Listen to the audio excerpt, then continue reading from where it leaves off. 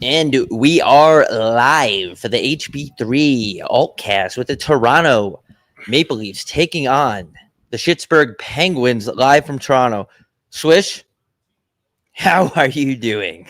Folks, welcome into the biggest gay, openly pronoun Chinese, female, left wing, right wing, center mid show in the entire world. Bob Gucci, as always, Jay Swish. We are on the call from North Scottsdale, Arizona. Bob, we got a great game tonight. It's the Pittsburgh Penguins somehow hanging on. They're 8-2. The Toronto Maple Leafs obviously struggling early on this season, but it is the Kyle Dubas Bowl, my friend. How are you? I'm good, man. I had a nice little weekend. I was in Nevada for a couple days trying out the acai bowls up there. And then I saw you got an acai bowl. I saw that picture. Was that peanut butter drizzled on it? Yeah. It did look good. That is Diddy Drizzle. Yeah, that's peanut butter. It's the best acai bowl in an arena in the world. Really? I know that's not saying a ton because a lot of arenas or stadiums don't offer an acai bowl. But when I go to a Utah Mammoth or hockey club game, I try to drive at least one into me, if not two. Yeah, I didn't even see your picture of the acai bowl. Actually, I saw like all over my For You page was like aerial view, bird's eye pictures of you and your bowl from the upper deck. So I saw the bowl though, and it did look good. You had the strawberries. Was there bananas there? Yeah, there's bananas. Yeah, those bananas. Yeah, treat yourself. Coconut flakes. The crazy thing is I was just really glad I didn't zoom in on my phone because I was watching porn at intermission while eating the acai bowl. I told you gotta stop doing that. Yeah, I know, man. But it's, when you have a little coconut flake, it gets you horny. Yeah, it's good. I didn't know if we were gonna be here today to do the show. Like, was that your first cancellation? No, I've had a few. Really? Yeah, I've won every one of them. What was the other ones? Dildo Gate got canceled dildo, from the WNBA. Sweat Gate. I also went toe to toe with the pronoun community. I forget what it was over. Maybe it was the signing of Tony D'Angelo. Maybe it was Carter Hart. I'm 5-0 though, dude. They conceded. Actually, you know what?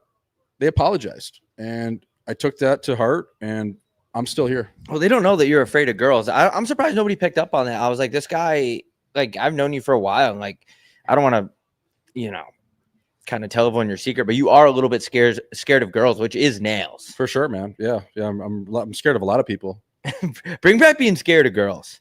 100%. That's cool. But yeah, I saw like she got your ass, dude. She honestly, like, I was on her side. I was like, she cooked you. I was about to call you up and be like, yo, I'm done. I'm done with the show. I know. I was sitting there late night at the Wrench Lake Airport, and I opened up my phone. I was listening to a podcast, and I opened up Twitter. I'm like, oh my God, am I getting absolutely torched right now? I never knew you could get a death threat and someone telling you to commit suicide, multiple people over an acai bowl. I really didn't think it would come to blows like that, man. I could see, they were upset. The left was upset because I blew her off, but I didn't really blow her off. It was just a miscommunication. For people that haven't seen it, I did a 7-minute press conference about it. We don't need to get into it. But I never heard of a death threat over an acai bowl. That's how you know the state of this country and mental health's in a really good spot. Yeah, we don't need to spend any time on it. But the way, like, the thing is that she went to outside the acai bowl place and took a picture as if there was like a coordinated time that you were supposed to show up and you didn't show up. Correct. Which makes it look like you iced her. But people get cold feet, man. Like, even if you did, it could have been, it's not even like in a rude way. Like, maybe you were nervous or maybe you weren't ready to take it that far in a relationship. There's a lot of reasons why people do that. I'm not saying it's right, but yeah, I mean, at the end of the day, like, it looks like you guys figured it out and it's good, but I saw it like kind of, oh my God. Malkin, there's a shot. There goes oh no, that's not Malkin. Fuck. Anyways. I saw it like blowing up a little bit. I didn't read into it right away because I have like a lot of issues going on right now. I need new tires on my car. I'm fighting with the HOA. Yeah. My overbite's getting worse. I have to go to orthodontist. So I have a lot of real world shit going on. So I didn't read it. And then the next day I woke up and there was like millions of views. I was like, what the fuck is happening? Yeah. First off, stay with it. It sounds like some pretty big problems you got over there. But yeah, man, I don't know. Like I said, you just never know what you put on the internet and what's going to blow up and what's going to offend people. And when you get into that left lane and that just pocket of Twitter, which I've been in a few times, and I seem to always get my chin above water, but you really got to hang on because they attack. I don't know if they have a group chat. I don't know where people see it, but it just seems like I was like some dude that runs a Utah hockey podcast called me a bitch like 3 times. What? Like, dude, what are you talking about? And please, if you're listening to this, say it to my fucking face next time, you pussy. I don't understand why they're acting like you killed someone's acai bowl, someone's dude. entire family. Well, I think it's like it was like, well, I saw one girl tweeting at you like over and over and over and over again, and I was like, I don't understand. I didn't know if you were actually going on a date, or like, I don't ask you about your like personal relationship life. Like, I don't know if there was something set up like pre-arranged. Like, I don't know. I didn't know what was going on, but yeah, I don't know, man. At least you got through it. Yeah, I mean, I listen. Like, I was trying to be a good guy. I was trying to offer support and show someone that I'm a normal human and not a great person, but a decent human with some morals and some You're class. a good guy. Yeah, and I was just basically saying, hey, I don't know why you're scared of me. I don't know why you're telling me to not come to your state or leave immediately when you land. Like, that doesn't really seem fair. Like, I've been always good to the people of Utah, and that just seemed kind of uncalled for. So I was like, you know what, let's meet here if we can, if you're at the game on Sunday, and I'll buy you an acai bowl. Which, in hindsight, I should probably be the guy to own up to my word, but I didn't even know she was at the game. And to be honest, like I said, my 7-minute press conference, I had some stuff I had to do. I had a radio hit. I had some other stuff. We got you that jersey. Like, there was just a lot of stuff going on, man. So I don't know. You know, it is what it is, but I want to go on record and say I'm still undefeated. And it's not like a mean thing or a me versus them thing. It's just, I think it's always good when you find common ground and some rationale to situations that don't need to be that. Yeah, I think at this point, like, you guys probably should consider dating. Like, you got your first fight out of the way, and like, I don't know. I'm going up there tomorrow. Are you? Yeah, why not? Yeah, we're gonna just hash it out. I'm gonna go back there. I'm gonna get on Frontier and go hash it out. How is that Frontier playing? It's one of the craziest parlays of all time. JSX, for people that don't know, it's kind of like this fake rich people semi-private plane. They fly out of North Scottsdale. So I went over there, and that's a airline that only flies select places, and they happen to fly to Salt Lake. So I went JSX on the way there, but on the way back, it was like a Monday flight. It wasn't great times. Sunday night was outrageous. Delta, even South Wrench was incredibly high. South Wrench isn't much better than Frontier, but American, it was really steep for the prices. It was like $800 one way, and a round trip was like $1,000. So, you know, I'm like, fuck it. I'll just grind Frontier. What's the worst that could happen? The worst happened, dude. Last time I was on a plane Frontier, went down?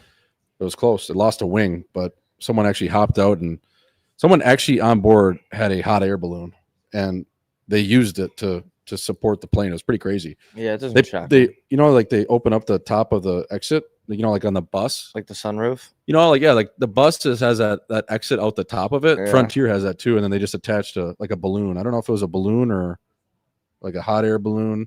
Might have been just some chick's skirt that was that big, but apparently it's like a pretty big crime if you try to open up a door of a plane while it's in flight. I would think so. Yeah. Automatic felony, I feel like. Yeah, I'm not. I don't think it can open though because the pressure. No, it can open. It can? Yeah, of course. Really? Yeah. Yeah, I've seen it done. I've seen a psychopath try to do it. Yeah, you can crack it a little bit. 100%. Wow, I didn't know that. I thought you're going too fast. Like, no, I've seen that happen. Have you ever seen someone try to punch a hole through the top of the plane too? I've seen that. No, I'm not saying I have all the money in the world, but I stay away from Southwest. I heard that Spirit actually gets a bad rap, and it's not as bad as people say, but I stay away from those airlines. Just because the last time we were on Southwest, the guy was laying on top of me. You know what I mean? Like, we were borderline dating. So I try to stay away from those budget airlines, not because of the airline or not because I have money. Like, everyone knows I love to pretend I actually have money when in reality, I just put everything on credit. It's just like the demographic of people, you're more likely to sit next to somebody that is going to give you a disease during the flight, and I don't want to deal with that. I like to do it just sometimes. I just like to remind myself, you know, you're a long ways from the top. Yeah, and it's good content too. Man, that was an absolute cesspool of people though. That's my second career Frontier flight. My other one was Frontier Phoenix to Cleveland because it was the only direct flight 2 or 3 years ago to Cleveland. So that was a leg in itself. And this one, I mean, it was only an hour flight, so yeah, it wasn't terrible, but delayed 3 hours. Sat on the tarmac once we got to Phoenix because obviously Frontier doesn't really pay for anything, I think, at airports.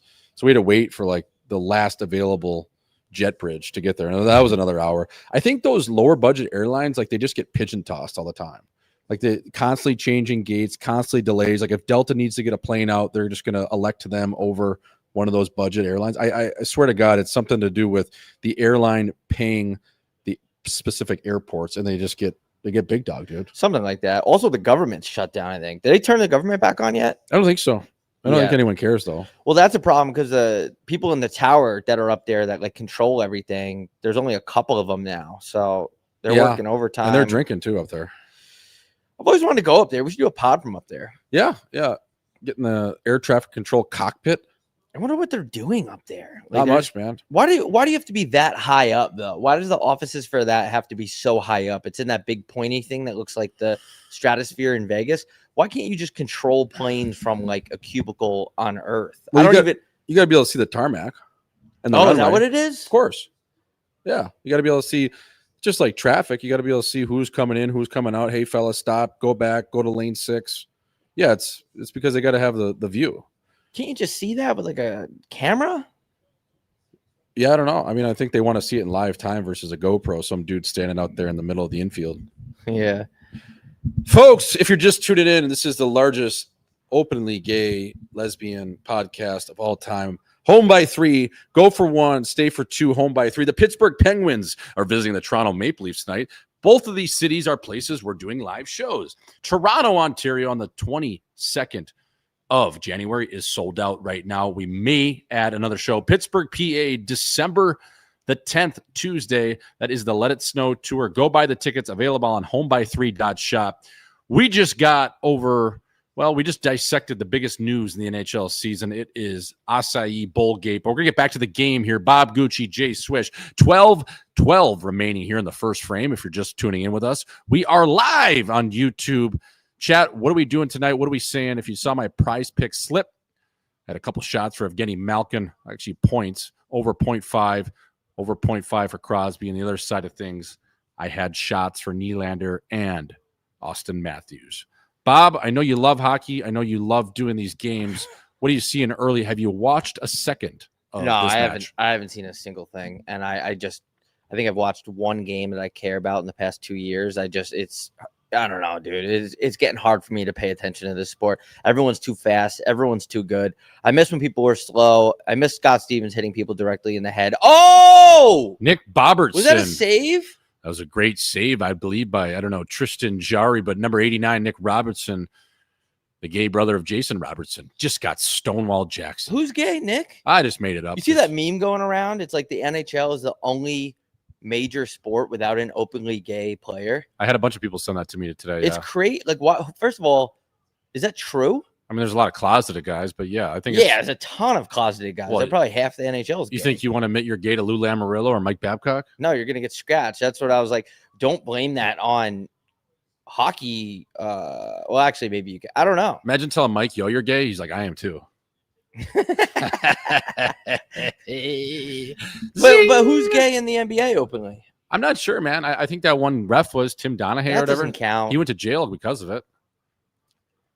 Who's openly gay in MLB?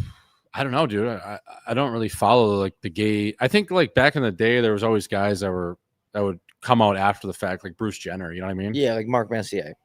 Yeah, I don't know about Mark, but maybe other guys. But it's like also, who cares? Like, I'm here to watch. Everything's so political. Everyone's caring who's with people. Who cares, dude? Like, Malcolm could be married to a guy. I promise you, I don't care. Yeah, that's just like I don't care if you come on to the ice with pride tape or without pride tape on Pride Night. Like, you do what you want to do. If you want to support it, great. If you don't believe in that, I disagree with you. But whatever. I think pride tape should be mandatory.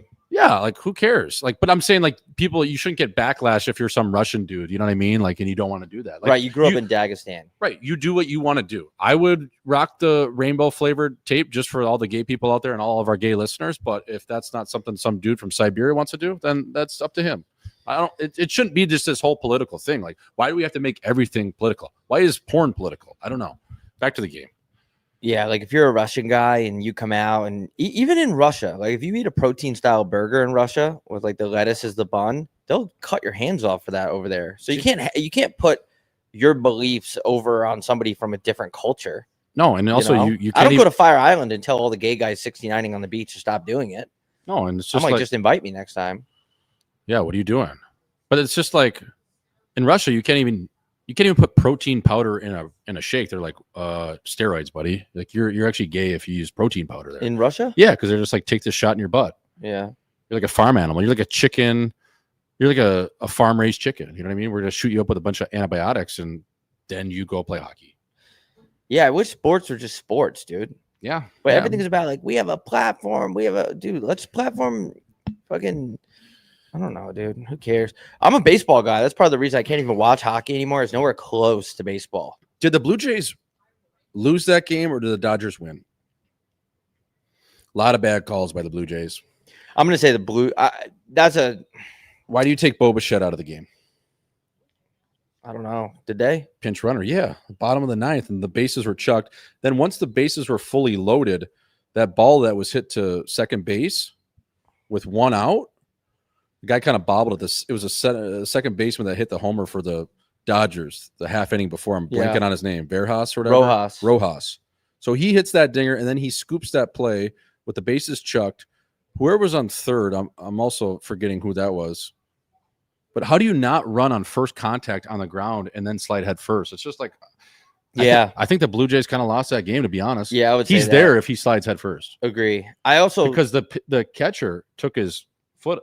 Will Smith took his foot off the bag. Yeah, very briefly. Yeah, but yeah, you're right. I also think that the way they lost on a broken bat too, like that sucks. Like I don't know what bat company that was, but that is just a tough way. I feel like in that situation, you should get a redo. That's not like where's the integrity? Yeah, but and another play was why did they bunt Guerrero over to third with 0 outs? You're wasting an out there. You don't need a bunt. Trust your bats. Why do you give up an out? It's your last half inning potentially to tie the game, and you bunt Guerrero over, and then Buddy gets on base. Barger off a walk, and then they hit into a double play and the game's over. It's like, well, I don't understand why don't you just trust your bats? You've had the best bats in the entire league the whole year. Why are you giving up an out? You're cooking right now. I know Yamamoto's absolutely dealing like a guy at Benihana. He's so good. But it's like, fuck, man.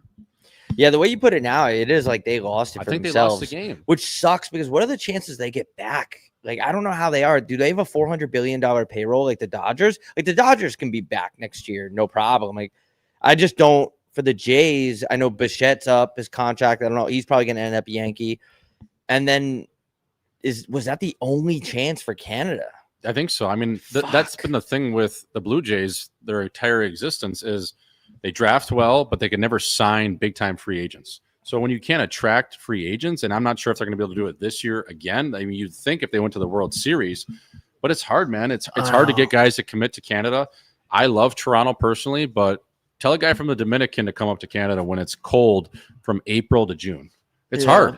He'd rather sign in Miami. Yeah, I don't get that though, because like they can wear their Montclair jackets and have a lot of swag in places like that. When I was just in New York, the way people dress, it's so much better, dude. You can layer up, you can look good. If you're a little bit out of shape, you can hide that. I don't know. Maybe they just need to bring back a team to like.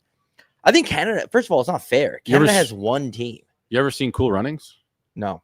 The Jamaican bobsled team? Oh, I've seen like bits and pieces. I couldn't tell you anything about like it. that's like a guy coming from Trinidad and Tobago or Turks and Caicos or the Dominican or Puerto Rico. Man, that is snow, like ice, like snow and ice. That's a different league for those guys. I think it's scary just saying it for them. It's Canada. They look on a map, man. It's no disrespect to the Canadian people, but that culture is it's jerk chicken and UV over 8. Jerking that chicken. Yeah, I don't blame him. I'm a big weather guy. I mean, I like Toronto too, but if you have the option to play in Miami or Toronto, like, you know. And why don't they get more teams, like you said, back in Canada? Why is the Montreal Expos was one of the cooler franchises? Bring them back. All time. That'd be sweet. And it's close too. It's close to Boston. It's close to the Northeast. That's an easy sell in terms of bringing back a team. Isn't it weird in a sport of hockey and basketball even? They're talking about expansion. You never hear about expansion in baseball or football, but like baseball, like there's no talk of expansion. It's kind of crazy. I didn't even see this happen. Tanev got hit by Mitchkov. Looks incidental. You got reverse chin. Yeah, I think baseball is just so set in their ways, man. Like, look at the way they have the first base ump calling whether a guy at the plate's bat went over the plate from 90 yards away. They have an ump. They have no electronic even though that could easily be doable. I don't care what people say. Oh, Absolutely. Bar Tijuana. Crosby get a point there. Bar South. Bar Mexico. Bar Jupiter. Barbados. That's a good one. Barbados. Erik Karlsson just went Barbados. That is a good play on words. Look at this, though. Okay, let's see how it develops here. Simon Benoit takes a page out of Erik Karlsson's book, tries to drive wide, get a step on the defender. Sidney Crosby intercepts that pass and goes rink wide, a little seam pass saucer. How are you? To Erik Karlsson, who fires that right inside the nipple and goes connector in on Anthony Stolarz. But that play all starts with Simon Benoit. He goes down the wall. He tries to make a play. He's not an offensive defenseman. He goes to his backhand. A lot of coaches, they'll always tell you, especially being a defenseman maybe with two backhands, stay off your bad backhand, fella. Turnover, Crosby, Karlsson in the back of the net, Bob. Dude, this acai bullshit just popped up on my For You page again. Yeah, it's crazy. Oh, my God. You know what? One of the funniest things about baseball and baseball people, though, and announcers, like, you could be talking about your wife getting cheated on, and then all they say is, that's baseball. You know what I mean? It's like, this guy, you know what? He's had a terrible career.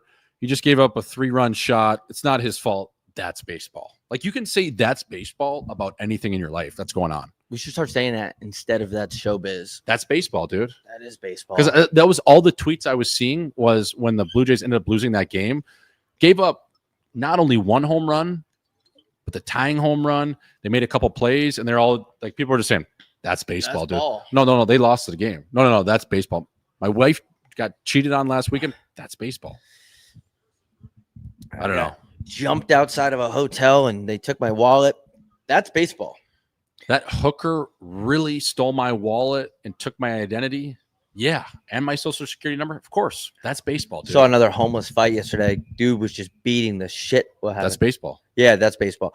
Guy was on top. Like, the guy on the bottom actually looked like he knew a little bit of jiu-jitsu, but I think he was just on a bunch of fentanyl because the way his limbs were moving, I was like, this guy better watch out. He's going to get put in an arm bar, but he was just twisting and turning because I think he was so high.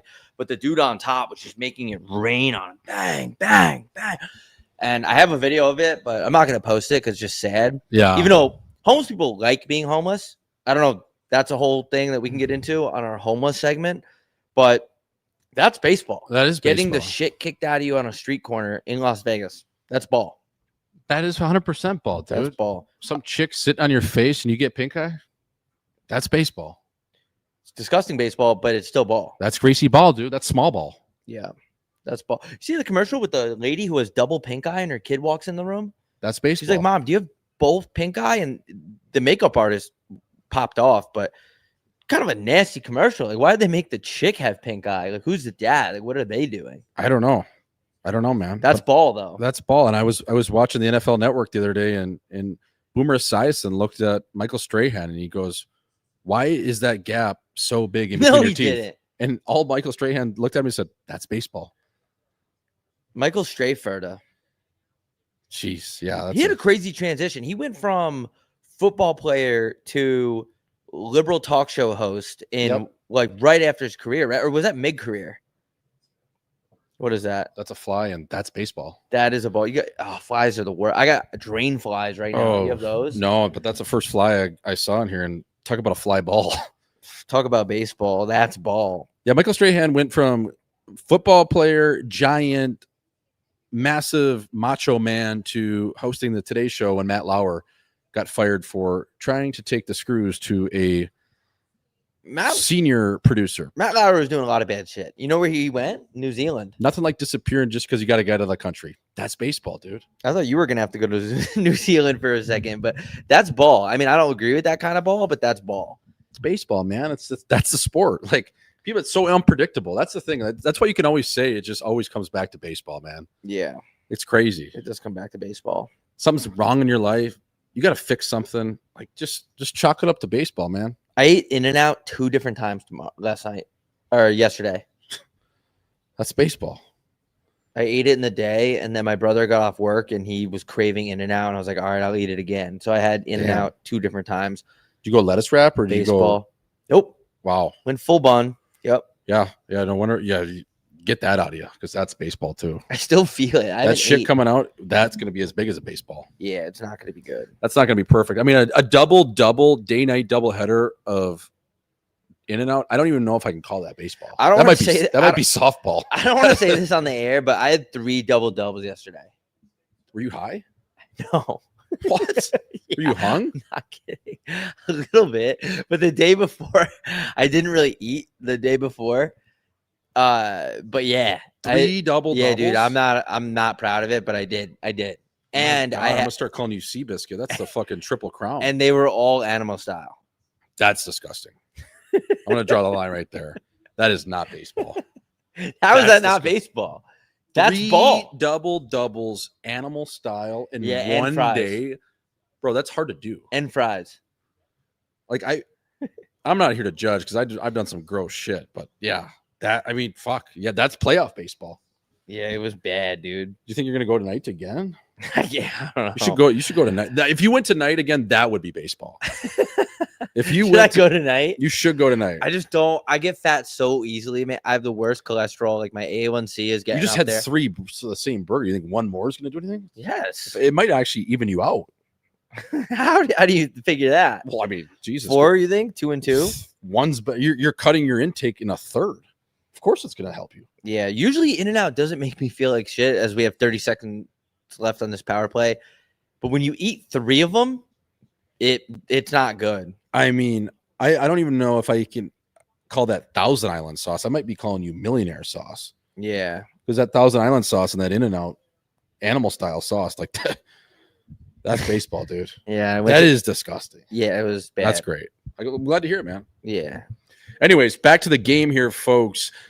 30 seconds left in this power play as we get back to some nonstop hockey action. We've been talking about hockey all period. 3:55 remaining here in the Yacht Club in Toronto. Pittsburgh up 1-0. Sidney Crosby already cashed in his 0.5 shot over.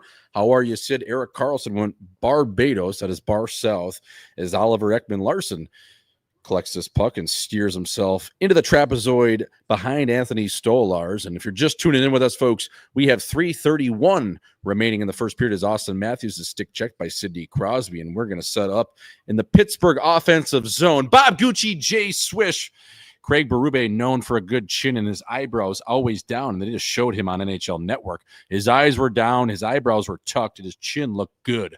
So, Chief, he's probably not a happy camper right now as Evgeny Malkin getting a look at him. But Simon Benoit, look at that. You get stick checked, you lose the puck, you blow a tire. Now a forward ends up playing defense, and that's how that play happens, folks, on that goal. Sidney Crosby is able to go rink wide, Erik Karlsson. And Simon Benoit is nowhere to be found. Speaking of nowhere to be found, well, the boys over here at Home by 3, nowhere to be found at this game, but we are live from the fucking couch. Home-by-3.shop, the biggest merchandise shop in the world. Go check that out. It is November the 3rd. No Nut November. If you're not nutting this month, well, that's baseball too. Did you know 37 million people live in Tokyo? No, I would have guessed over 15. My guess would have been like 10. Well, New York's 10, so you got to factor those people live like absolute fire ants. Do you think New York is a top 10 most populated city in the world? The way you just said that, I'm going to say no. But if I was filling out a multiple choice test with not that influence, I would have answered yes. Yeah, it's no. Okay. I thought it was like top 3, not even close, dude. No, what is it? Somewhere in India has got to be up there. India's up there. Dude, Delhi, China's got some. Dude, some dude in India was living on his brother's tongue, man. It was like a hammock. Huh? He was living on his brother's tongue. He had a really long tongue. He was living on top of his tongue. Like, that's how populated that place is, dude. Yeah. People are living on top of each other, living on their tongue. Yeah, you go on Zillow there. It is not pretty. No, they show you some dude's butt cheeks. You live here for $400 a month. Yeah, that India. Oh. Is that in? What the fuck? Is that in? The ref is like, maybe? I don't know. Who is 41? He looks like he's 4 years old. Morgan Riley always liked his tape job. This guy, 81, he's kind of got some swag. I don't mind him. They made no call right there. No, they're drunk. Who's number 2? He's got an absolute neck tan. Show it again. I mean, this is a hockey show. Like, show it again. What goes on here? Who absolutely delivered that pizza up the wall? Emmy Squared Pizza. Oh, that was a Nice dish. great shimmy shake. Okay, puck in the air. That's a high stick. Yeah, but does it touch anything after the high stick? Is it Can't tell if it below touches the Morgan play down? Riley or not. Kendrick Nicholson's right there, the ref number 21. That's a high stick. But then, Did Mo Riley touch it before it crossed yeah, I the think line? he did. I think that's a goal. I think yeah, any league, that's a goal. That's a goal. Yeah, that's any league. This is the men's league sweater game of the week, by the way. Yep. Shout out to Men's League Sweaters. Go to mensleaguesweaters.com, and we have news for you guys. We don't have the link yet, but we will by tomorrow. You will be able to purchase a home by 3 men's league jersey. You've seen us wearing them. They're going to be on sale on the website, and their shipping is going to be way faster than ours. However, we just had a really important business meeting this afternoon, and our shipping department is getting taken over, and we're not going to have 3 months shipping anymore. It's going to be like 3 or 4 days. So really looking forward to that. I think that's going to be a goal here. Dude, I think you can buy these I think you can buy the jerseys on men's league sweaters right now. Right now? Yeah, I'm pretty sure. I'm just trying to check out. I just picked a Gucci 69. What? Yeah, mensleaguesweaters.com. It's in the shop. You can buy my jersey? You can buy your jersey, man. They got 69 Gucci, No way. blank, or J Swish 93.1. That is on mensleaguesweaters.com. This is the men's league sweater game of the week. Toronto versus Pittsburgh. We're going to get a call here from Kendrick Nicholson. I don't think that's his name, but yeah, that's a goal. Any league, as we would say. But yeah, men's league sweaters, I believe they're online, man. I mean, Can you email me that link? The link's in that group chat with 2 guys. With us, too. What? Yeah, I don't know if it's live or not, but I think they are live, at least per that link. I don't want to shoot shit that isn't true, but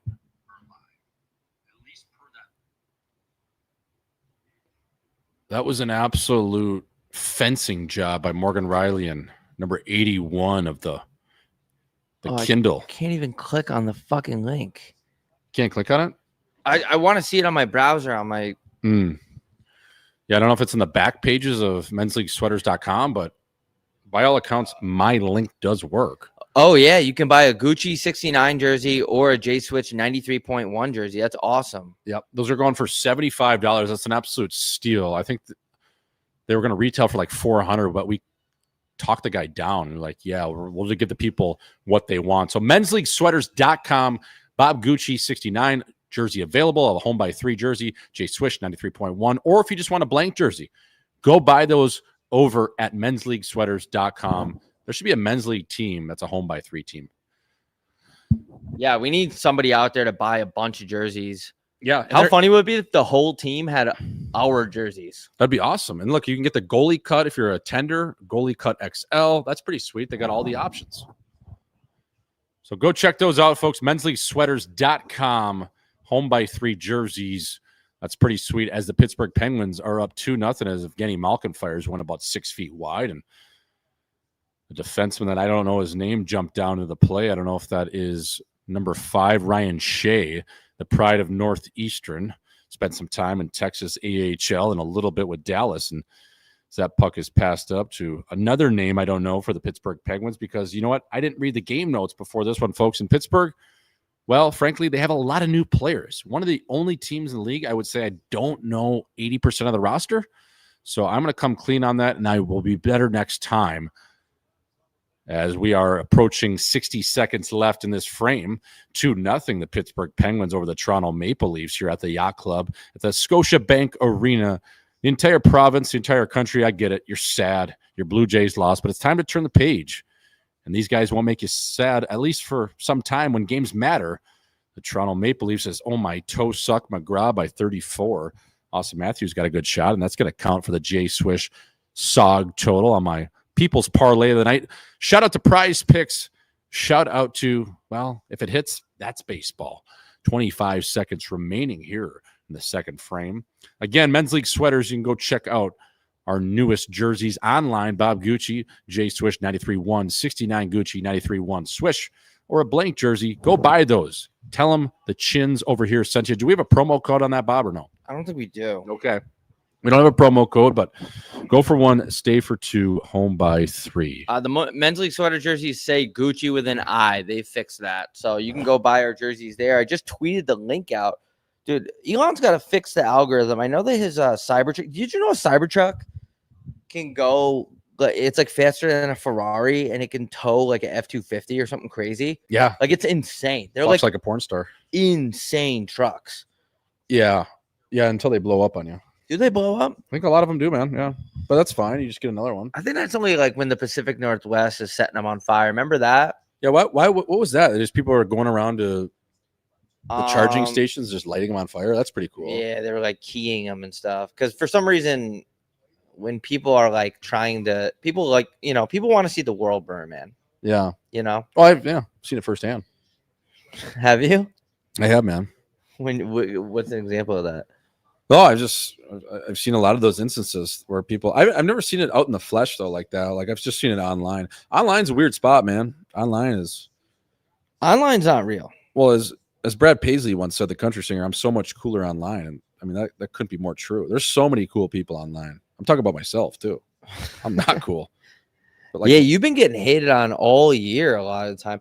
But what I learned about the internet is that a lot of the times when there's a story or something happens or like a band breaks up or whatever, 95% of the time, the narrative around it is totally false. Yeah. Well, I mean, just look at politics too. Look at anything. There's too much politics. We need to go anti-politic. Do you ever let that stuff get to your chin, or you just roll it off your back? I used to. Now I just can care less. Yeah. As you get older, you realize like it's all about having fun. Like that black guy in the airport I was telling you about. Yeah. He was like preaching about how like you just got to enjoy your life, and there's no point in faceless burner accounts, getting mad at you. That's gonna happen. At the end of the day, I have real problems. My ceiling just broke through, and all the rain goes directly onto the bedroom floor. That's kind of nice. So you don't need like a sound machine. Just got the water coming in. I mean, besides like it's like a rainforest massive cafe. Mold buildup that the HOA won't fix, even though the HOA, it says they're responsible for exterior roof repairs, but they're trying to fight me on it. So I got shit like that going on. It's hard to, as you get older, it's hard to care what some kid with a burner account that goes to Villanova, calling you gay and, you're not funny anymore. It's like, well, my ceiling just collapsed from a monsoon. So I'm trying to deal with that. Yeah. Villanova, good pull. Temple even. Yeah. Yeah, dude. Some people want to watch the world burn. Like that dude that set the Palisades on fire. They caught his ass. Did they? Guy set it on fire on purpose. Yeah.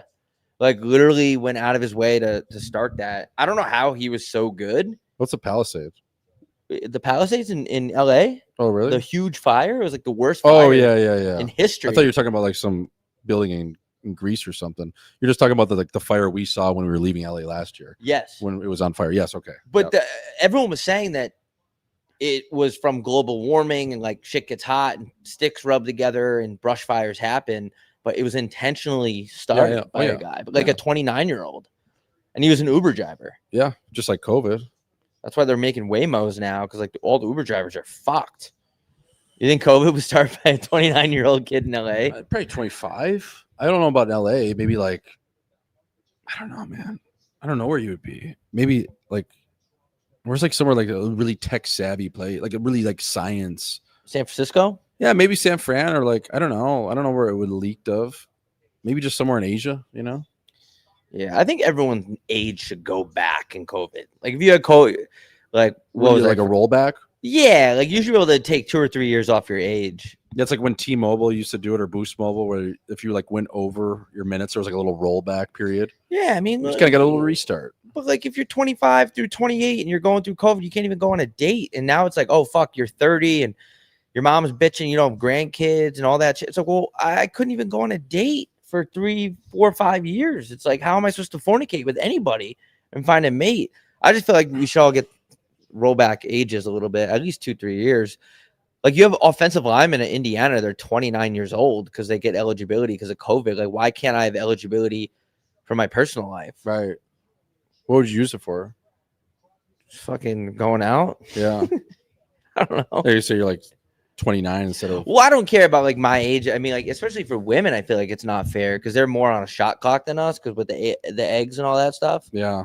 I just feel like they got to fix that. Who do we talk to? Huh? Who should we talk to? I don't know. I mean, I don't think they really care. I don't No. think anyone cares anymore about anything. No, I don't think. Yeah, I don't know who we talked to about that, dude. I don't think anyone would even care. I think if you went to the hospital tomorrow, like if you went over to Mayo Clinic, and you're like, I want to change my birth year, I think they'd be like, sure. Yeah, we don't care. Like, we don't give a shit. Yeah, they don't care. And it should be easier to change your name and your birth year. Like, who cares? Yeah, yeah, I know. Like, as long as you can keep your social security number, like, who really cares, man? Well, Like, if the government was smart to get ourselves out of debt, they would be selling that as something you could buy. You could buy your age back. Yeah, like you go full Gary Brecka, but you don't even have to biohack. Gary Brecka is one of my favorite con artists. Like the way he just started selling shower heads. He makes like 15 million a year. Biohacking. He sells cold tubs. If you're biohacking that much, you're actually fucking up your entire Wayne Gretzky in a Discover Card commercial. Is that Dolly Parton? That's what happens when Gary doesn't pay the players. Fucking Wayne Gretzky has to do Discover Card commercials. He looks kind of drunk. Does he? Like, not like. I'm not trying to He chirp looks the a little guy. high. He looks pickled though. He looks Doesn't he? He looks fucking real baked. He looks cooked. Yeah. I don't know if he's on the snow or what. No, he's just acting. It's probably weird. He's looking at a green screen. Yeah, that's true. He's probably like, "What am I doing? What time does happy hour start?" That was so funny at the start of the year that Wayne dragged everyone out, the whole TNT crew, to Vegas because he was there for one of Janet's like poker tournaments. Who's Janet? His wife. Oh, Janet Gretzky. So she was playing in a poker tournament. And the reason why TNT had to go offset and go to Vegas because that's the only way they could have gotten Wayne. So that's how rock star he is. He's like, yeah, I'm going to be in Vegas for Janet's poker tournament. You have to come to me. And they wanted him on that band. Yeah, I'm like, I'm only doing like 5 nights a year leading into playoffs. And this is, if you want me, this is where I'll be. Otherwise, I don't care. I'm not going to Atlanta. Like, that is so rock star. And also pay me $5 million a year. Like, it's pretty sick. He's getting $5 million? I don't know if it's 5, but it's like 4. And what? He's doing, I think he does 5 to 6 games during the regular season, and then he does playoffs. Look, I know he was pretty good at hockey, but he's getting $5 million to do that, and we're getting nothing to do this. We're still a non-for-profit, dude. We're getting canceled by the minute. Our sponsors haven't paid us. We're counting on a ton of money that nobody's paid. Yeah. Nobody can get a hold of. They're telling us it's an accounting issue on our end. We're getting gaslighted by big-time corporate companies. That's pretty sick, man. Yeah. Gaslighting is one of the coolest things you can do, too, in that situation. Gaslighting's hot right now, man. It's been hot for a long time. I know somebody that somebody pissed in their bed, and they blamed it on the other person. That's smart. Getting peed on and getting gaslit in the same shebang. Did the chick piss on the guy or the guy pissed on the girl? Chick pissed on the guy. Yeah, I was gonna say that's a prime example of gaslighting because I don't think the guy would, like, even if he was getting gaslit or trying to gaslight, I think he would admit to it. A chick, man, you double down. Like, being a girl and pissing drunk is impressive, though. I kind of like that. You don't hear about that a lot. Usually it's the guy. I don't know if it's because our makeup, like we have a hose basically. I wonder why. Not a lot of times girls piss themselves drunk. Or a dude just getting banged up more. Yeah, well, there's this chick that went to North Dakota way back, and she actually ended up transferring schools because she shit on one of the boys' couches. Like, that drunk. A drunk shit is not. Isn't that crazy? And then try to blame one of our teammates for it. Shout out to Marv if you're listening. Yeah, man. You gonna get in trouble for saying that? No, it's been some time. This girl doesn't listen to our podcast. If she did, she's still shit. I mean, I wonder what kind of booze. Yeah, but imagine, like, she was gone by the next semester, man. I don't blame her. I mean, I would too, man. If I shit on a couch, like, it was a fresh shit. What kind of couch is it? Like, is it a nice one or just one of like a college couch? It's kind of polyester suede blend. You have to get a new one though. Oh yeah, I don't think you can just turn the cushion out the other way. Yeah, you can. That's what I mean. Like, you can get pissed. It's already hard enough to get pissed out of the couch. The cool thing about college though is you don't have to take that couch to the dumpster and like load it up into the back of a pickup and like spend a ton of energy. You just simply put it outside your house and some frat guy is going to come pick it up. Mm-hmm. That's the best part. Now he's got a poopy couch. It's free. Yeah, but there's poop on it. Yeah, that's a tough look, shitting yourself. Yeah, I mean, it happens. It does happen, man. Especially like if you're partying that hard in North Dakota, like things are gonna be coming out. Yeah, the fireball or something runs right through you. But man, I got chirped. I said this on RGS, but I got chirped by a guy in Vegas because I ordered green tea shots. and he was alone at the bar, and he was one of those guys that you could tell he's kind of not necessarily looking for a fight, but looking to stir the pot a little bit. And the guys that I met, shout out to the UNLV hockey team from like 5 years ago, ran into a bunch of those guys. They were really cool, actually, all of them. And I ordered green tea shots like for the boys, and the guy who was by himself, which is fine, I was actually by myself too technically, was chirping me.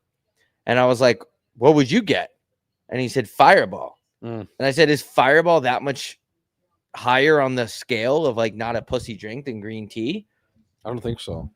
Green tea, green tea is like it's like the ginger on a sushi board, right? Like it's like the shot where it kind of just cleanses the palate. Like you don't know where to go. You go to the green tea. But it's an easy shot. Like I'm buying a round of drinks for kids I've never met before. Yeah. Right? You don't know who drinks. It's just a common ground drink. It's easy. Nice to meet you guys drink. Yeah, Fireball sucks. Fireball does suck. Also that kid was stealing Valor. I asked him what he did. He asked me what I did. I went to my classic line. I said, I work for Best Buy. I said, you're giving me military energy. He goes, I was in the military. I said, what branch? He said, Army. I go, what was your rank? And he stumbled. Like he couldn't come up with a rank in time. Yeah. So now he's making fun, and I'm an innocent bystander, and I don't escalate situations at bars. That's like a low IQ activity, and everyone knows I'm very smart, and I'm a chill, laid back dude that doesn't have much to say. But he lied about being in the military. He chirped me for my shot, and at that point, it's like, what do you want, man? What do you want? You want a date? Like, do you want to kiss me? Like, what, you want me to invite you up to my room? I don't understand that mindset. He wants a reaction. He can't, dude. You can't get one from me. Like, you've been around me too. At the people, no chance they can get one from you. Not at the bar. Not at the bar. I'm never gonna. You can't out. That's my octagon. The bar. Yeah. I'm walking in there, and I said this on my show. I'm a $170. I'm walking around at 179 because I ate in and out. You're a flyweight to me. I'm not saying physically in a fight. I'm saying a douche off where you're barking at me, and he realized quick, like his tail went between his legs, like when he started talking to me. It's like you can't rattle me in a bar. Yeah, outside the bar, comment section on YouTube, maybe you'll get to my head. The bar, I'm at home. Yeah. Nice job, man. Thank you. You got anyone in this fucking chat? Yeah, I'm reading through it. People are talking about showbiz. 2 weeks to biohack the curve. Yeah, Gary Brecka, just what an absolute con artist, man.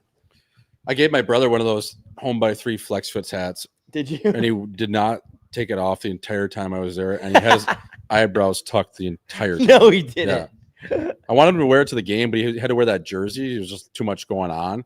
He went no shirt under the jersey, which I convinced him to do. I'll take a couple clicks for that as the stylist. Did he not want to do that? I'm like, dude, you got to go no tarp underneath. Like, you have to. I know you're 165 pounds standing on your wallet, but it's like, you got to go no tarp under that. And it was really good lighting. He actually kind of looked jacked. Like, he's pretty scrawny. I saw it. He kind of looked like not bad for him. But yeah, he had the home by 3 flex fit on the entire time I was there. Who's stronger, you or Nick? I mean, I'd like to think I got 40 pounds on him, dude. Do you really? Yeah. I don't know his frame that well. He's probably like 180, so I probably have close to 30 on him, 25, 3 inches. Yeah. Why'd they wear those jerseys anyway? Just to promote basketball? Yeah, I think it's just like cross promotion, right? Cross dress, cross promotion. Could you imagine who's going to be the first player to wear HB3 stuff in front of the media? I don't know. I think I would say probably everyone's kind of scared. I would say like Binnington, maybe. Yeah. We sent him some since stuff. You just got canceled, probably. Yeah. I would say probably him, man. I don't know. Well, you got canceled and uncanceled within. I'm a hero. Day. Last I checked, I was a hero online, which was pretty cool. I came right out of the basement right to a hero. I'm still on her side. I think what you did was disgusting, and I'm ashamed to be a part of this podcast. Well, everyone's entitled to their own opinion. If you guys want to start a podcast, you can together. Yeah, man. I don't know. I don't know who's gonna be the first one.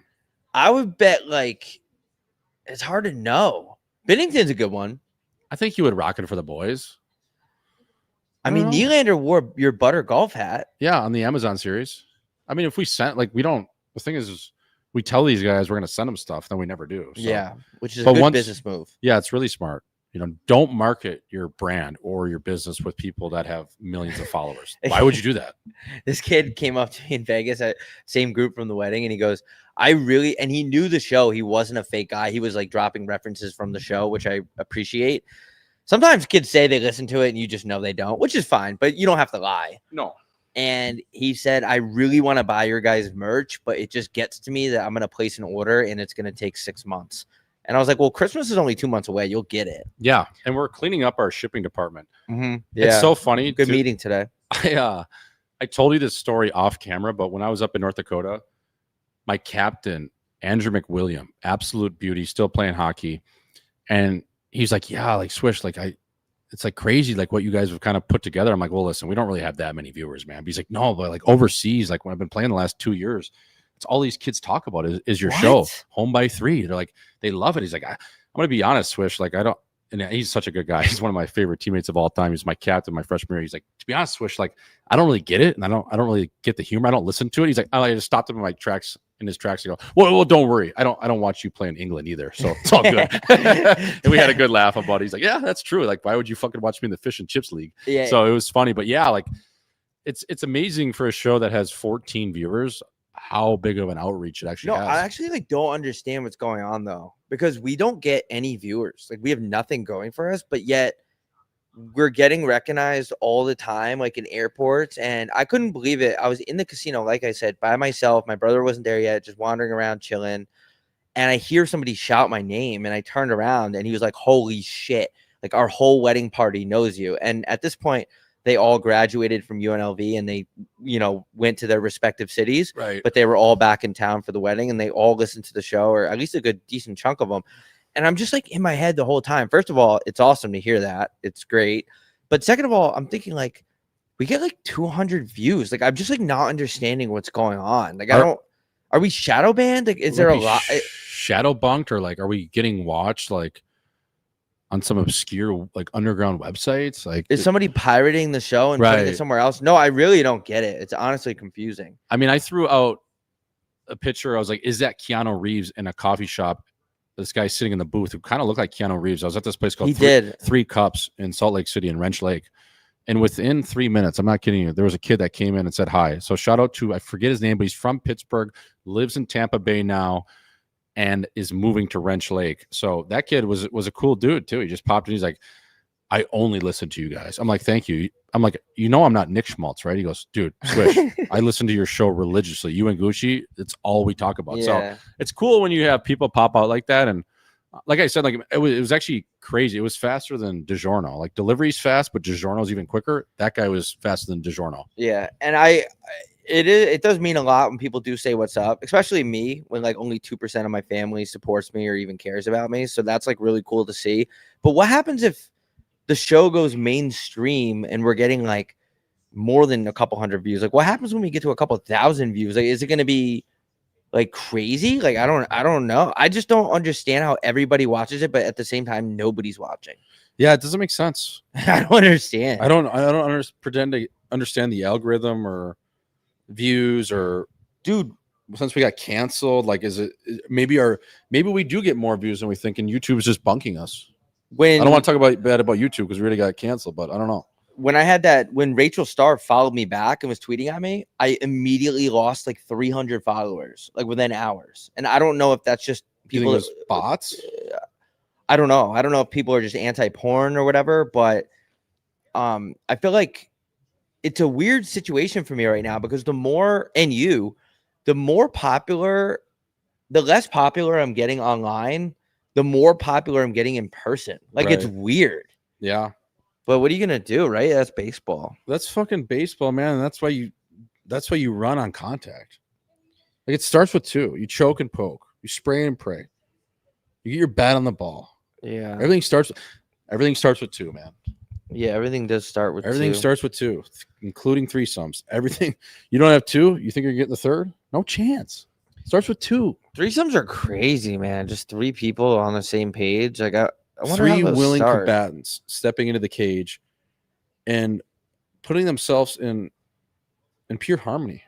It's pretty crazy. I don't know. That's just a lot of action going on. Yeah, I mean, I think that era is kind of, as you get older, you kind of It's just too much work. You don't even think about that stuff. Yeah, you really don't. Like, I wouldn't think about that. I don't know. Yeah, I don't think about threesomes that much. No. Like 4 or 5 times a week, it'll cross my mind.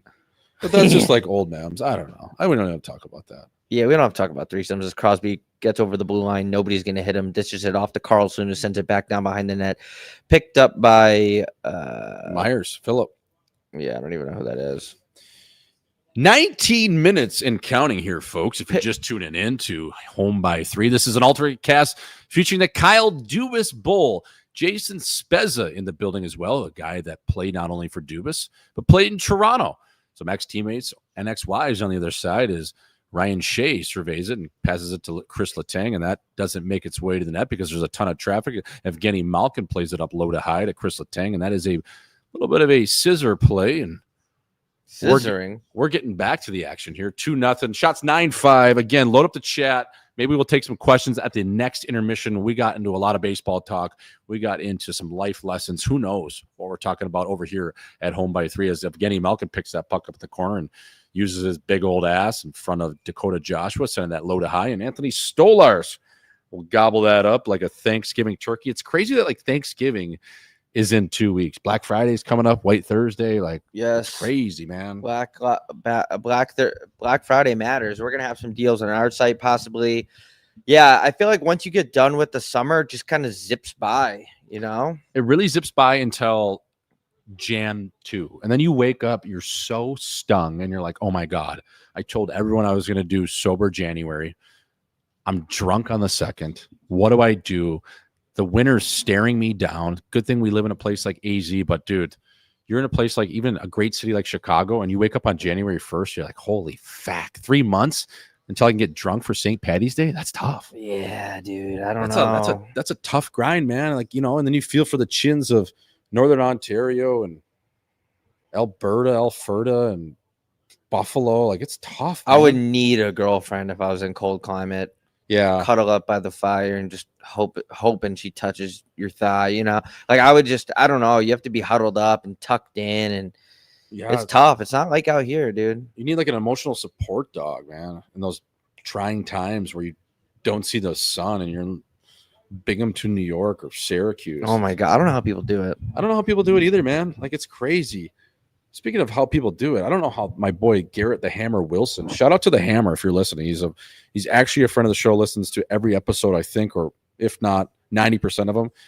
So he's playing in the jungle. His 15th year. He's the captain of the Lehigh Stung Valley Phantoms. I get this video sent from my cousin to me on Saturday.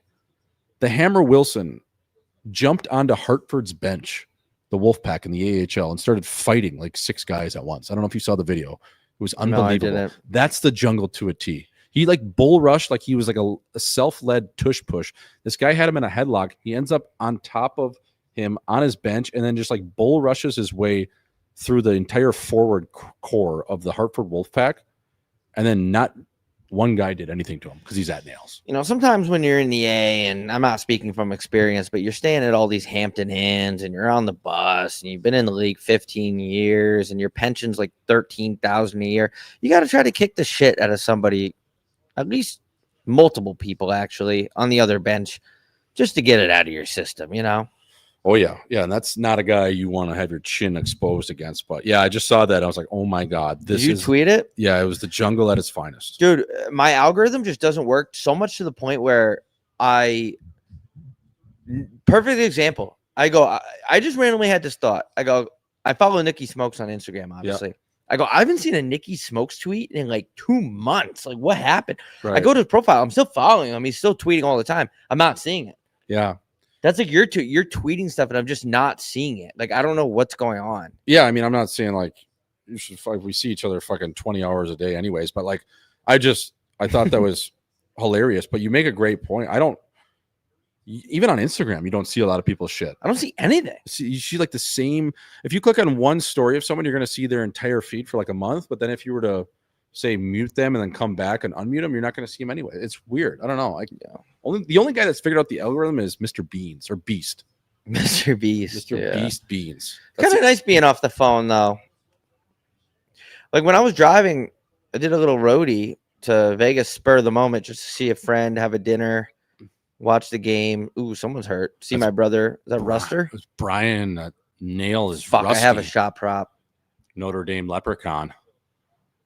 Let's check what happened here as we'll get back to the story in Vegas. Is the Phil Kessel Kmart version. Go ahead. As Martin Marinson picks that up. Absolute pizza to the front.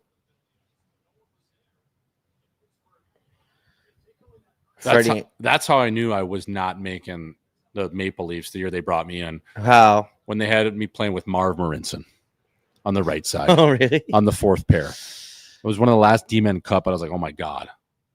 I know I'm not making the squad if I'm playing with Marv. Marv Marinson, dude. How did that guy play in the National League? Did you play with Alexei Marchenko? He was fucking horrible. Who? Marinson. His Was he? tongues were brutal. Oh, yeah. Plays in Czech still. Probably listening to the show. Yeah. Shout out to Marv. You played with Roman Polak? No, I didn't. He was just gone. The decor was Tyson Berry, Beauty. Morgan Riley, Justin Hall. Dermott. Dermott was on the team. Wrenchcock loved him. Wrenchcock loved Dermott. Oh, yeah. He brought him into the NHL. Ron Hainsey. Ronald Haney was not there. Trying to think of the other left shot. Well, Jake Gardner. No, Marinson was there. He was the 7th. Tyler Ennis. No, I just talked to Enzo, dude. What did he say? He's doing good, man. I don't know. He's living in a great spot. I don't want to dox him, but he's doing good. That's good. Yeah, he's doing good. Yeah. He's an absolute legend. We got to have him on the show. I wonder how many people that you actually talk to and they say they're doing good, they're actually doing good. I'm not saying that this is a case, but I'm just saying in general, how many people are actually doing good? All you doing, man, all good. You know, a guy that says all good, he's just depressed. You know who's doing really bad? The people that go, not bad. Why is it not bad? Yeah, all good's another misleading one too. If a guy just says all good and then doesn't tell you a story of why he's doing good, you know that guy's borderline clinically depressed. But sometimes in passing, you can't trauma dump on someone. No, but all good, man. Business is good, the family's great. Yes. Usually it's followed by a couple sentences. If a guy just says all good or not bad, you're like, oof.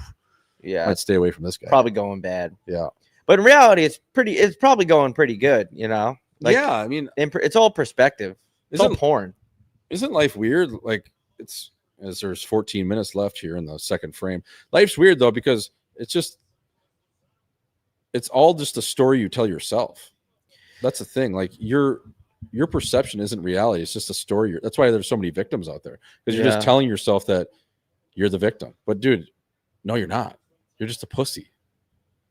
As there's 13:48 remaining here, as Erik Karlsson, oh my God, unloads an absolute howitzer to the net. And he 2-for-1 special. Oh my God, a pinball machine. As Dakota Joshua is able to corral that puck and not even able to dump it in as it hits Erik Karlsson right in the midsection.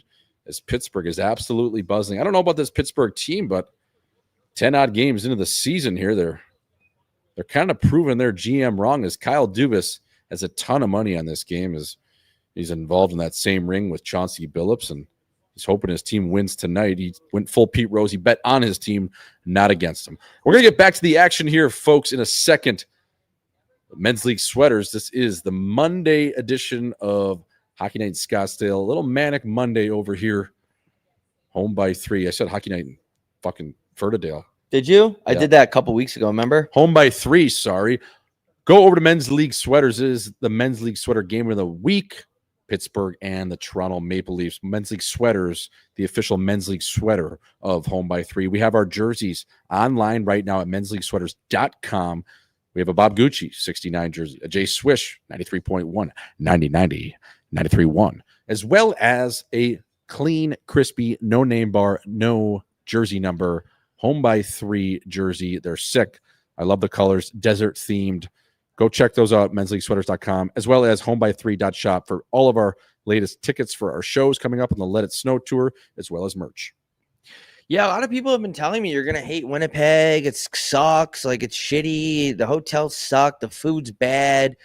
Honestly, I'm just looking forward to the people, man. I get it. I know the weather is not going to be ideal. And, I know the hotels aren't the best. And I know that there's a lot of political issues right now and a lot of turmoil. And, You know, it's the food sucks and the whole city has nothing going for it ever. But besides all that, I'm just looking forward to the people. Like, I don't know why people are trying to bring my vibes down about Winnipeg. Like, we're going to the Grey Cup.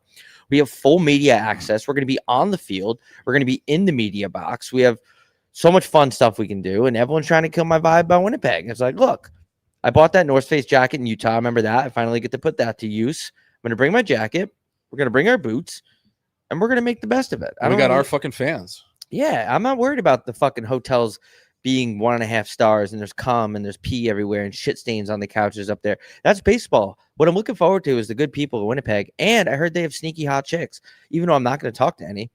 No, it's always nice to look at a few. And shout out to Earls on Main. Shout out to the Shark Club. We'll hit the Shark Club November 15th. Official press release, hopefully tomorrow. We're just getting the graphic loaded up. That'll be a meet and greet the day before the CFL final. We got the Western and the Eastern finals this week. Sasky playing the BC Lions, the Alouettes, and I believe it's the Hamilton Tiger Cats, and then the historic 9-team league. So I'm hoping for Sask. I hope they're there. We will be there Saturday, Sunday. I can't wait to get to Winnipeg, all the good chins of the greater Winnipeg area. Manitoba, it's going to be awesome, especially if Sasky makes it. They're going to travel well. I'm going to wear my 2-4 Pilsner jersey. I'm fucking fired up, man. The people are unbelievable. We'll be at Earls on Main, definitely after Shark Club. Is that the main bar in Winnipeg? Yeah, it's a great spot. Yeah, I can't wait, dude. We're going to leave. So we get there at like 1 a.m. Yeah. The flight is gnarly. It's a 3-hour flight, which isn't bad, but the fact that we get in at 1:30 is hilarious. Yeah, and then the way back is not perfect. Like, we're literally grinding this out for the people. Like, we've been trying to get to Winnipeg for the better part of 2 or 3 years. We're finally going to do it. This makes sense for the Grey Cup. And I hope people show up for us, man. I mean, the buzz, I think, is real. It's just, you never know. Yeah, and we're going to do a pod where? Shark Club. So we're going to do a pod at Shark Club. It's not going to be live like through the speakers of the bar, but we're going to be there. So we're going to do our pod. You guys can sit there and look at us, and maybe you can come on the show. We'll give you the mic. We'll figure it out. But after the pod is wrapped up, we're definitely going to stick around and talk shop and shoot the shit with you guys. And, you know, a lot of you will find out that we're actually not as big as douchebags as we seem on the internet. So that's always a fun time. Yeah, absolutely. And Luke Wilson is going to join us at the Shark Club. So that'll be good. We'll have maybe a couple. Oh, is he? Yeah, maybe a couple other guests that will stop by. But it's going to be good. We're going to, like Bob said, we're going to do a pod. It's not going to be a live show, but we're going to rip a pod. And then afterwards, we'll hang out for an hour or so and just mingle amongst the good chins of the Shark Club. Yarkrock. Did you see that? Yeah. What the fuck? Yeah, and then the next day is the actual Grey Cup, right? Yeah, on the 16th. On Sunday. At Princess Auto Stadium. Or Saturday. Sunday. We need our flights back. Yeah, we do. I don't think we're going to, unless we stay in Winnipeg for a month. The Jets play on that Monday, but I think I might have to get out of town. Yeah, I don't know. I can't. It's too cold. I'm going to be so hung. You going to go hard? You going to step on the gas like green light, full green light? On Sunday? Yeah. I think you have to. It's the Grey Cup. It's the oldest trophy in sports. Hardest 9-team league, 3-down league in the world, man. I mean, I don't think, like, unless, who knows, but I mean, I don't know if I'll ever be back to a Grey Cup. So it's like I got to take advantage of it. True. Like, it's the Grey, man. I've been wanting to go to a Grey Cup for at least 10 years. Really? Yeah. I would say probably 2012 when I showed up to the campus of the University of North Dakota and how serious these Canadian guys took it. I went on the total opposite end of the spectrum and just laughed at them and made it a complete mockery. And I'm still on that, but I do respect the CFL and I respect all Canadians. Ooh. As there is 1045. The reason why I'm a little bit nervous to step on the gas is because we do have full-blown media passes. Like, we're going to be in the locker room, and I don't want to do anything stupid. Oh, I don't know about, like, during the game. You mean later that night? I'm talking about, like, a little bit before and maybe after, yes. Oh, yeah. I'll go into Chinese mode that night easily. Yeah. Like, I'm thinking, 6 to 10 before at the tailgate, kind of waters during the game, be a pro during the – hopefully the CFL isn't watching this. Well, knowing that, yeah, they're not. But yeah, like I'm gonna, I'm not gonna go in there and just be inebriated. Like I'll be half cocked, but I want to be able to ask some questions and stuff. Yeah, you can't go on the ice shit faced with I'm going media full, credentials. I'm going full Tom Rinaldi outside the line. What does that mean? Full Tom Rinaldi. I'm gonna ask the heavy hitting questions, like after they won. Just ask about a guy's criminal history directly after he wins the cup. Yeah, just like do you think Justin Trudeau's actually dating Katy Perry? Like, that's a really big question. That's actually a good question. You know what I mean? Like, just something like that where. Like, how do you feel about the hostages being released in Gaza? Right. Do you think Guantanamo Bay is a real place? Do you think Sam Altman had that whistleblower murdered? You hear about that? No. Is Hakeem Jeffries a real person or an AI robot? What's your opinion on Ryan Clark? Did Ryan Kessler, what did he do? Oh, Jesus. It's not good. Question mark? That's a good, I mean, that's why they have us there, is to ask the heavy heading questions. Yeah, we can get our media passes revoked and never given back again. Hopefully the CFL is actually not paying attention to this. Yeah. If they are, we're kidding. Yeah. So a lot of people don't know. That's the hard thing about being the biggest podcast in the world when no one knows you're joking. But somebody just commented on our Instagram. We were talking about how Ohtani, were like accusing him of not being as Japanese as he's saying he is. And people are just like, these guys are fucking, they've lost the plot. Like, we're fucked. Like, blah, blah. Yeah. I love when people give you engagement that have no idea what your show is. And they just like, I don't know, like comedy's all, as Malkin gets another shot. That's baseball. On that is baseball, man. But it's like subjective. And it's like, how do you not know we're obviously using a little bit of sarcasm? But dipshits will always be dipshits. If you're a doorknob, well, you only turn one way.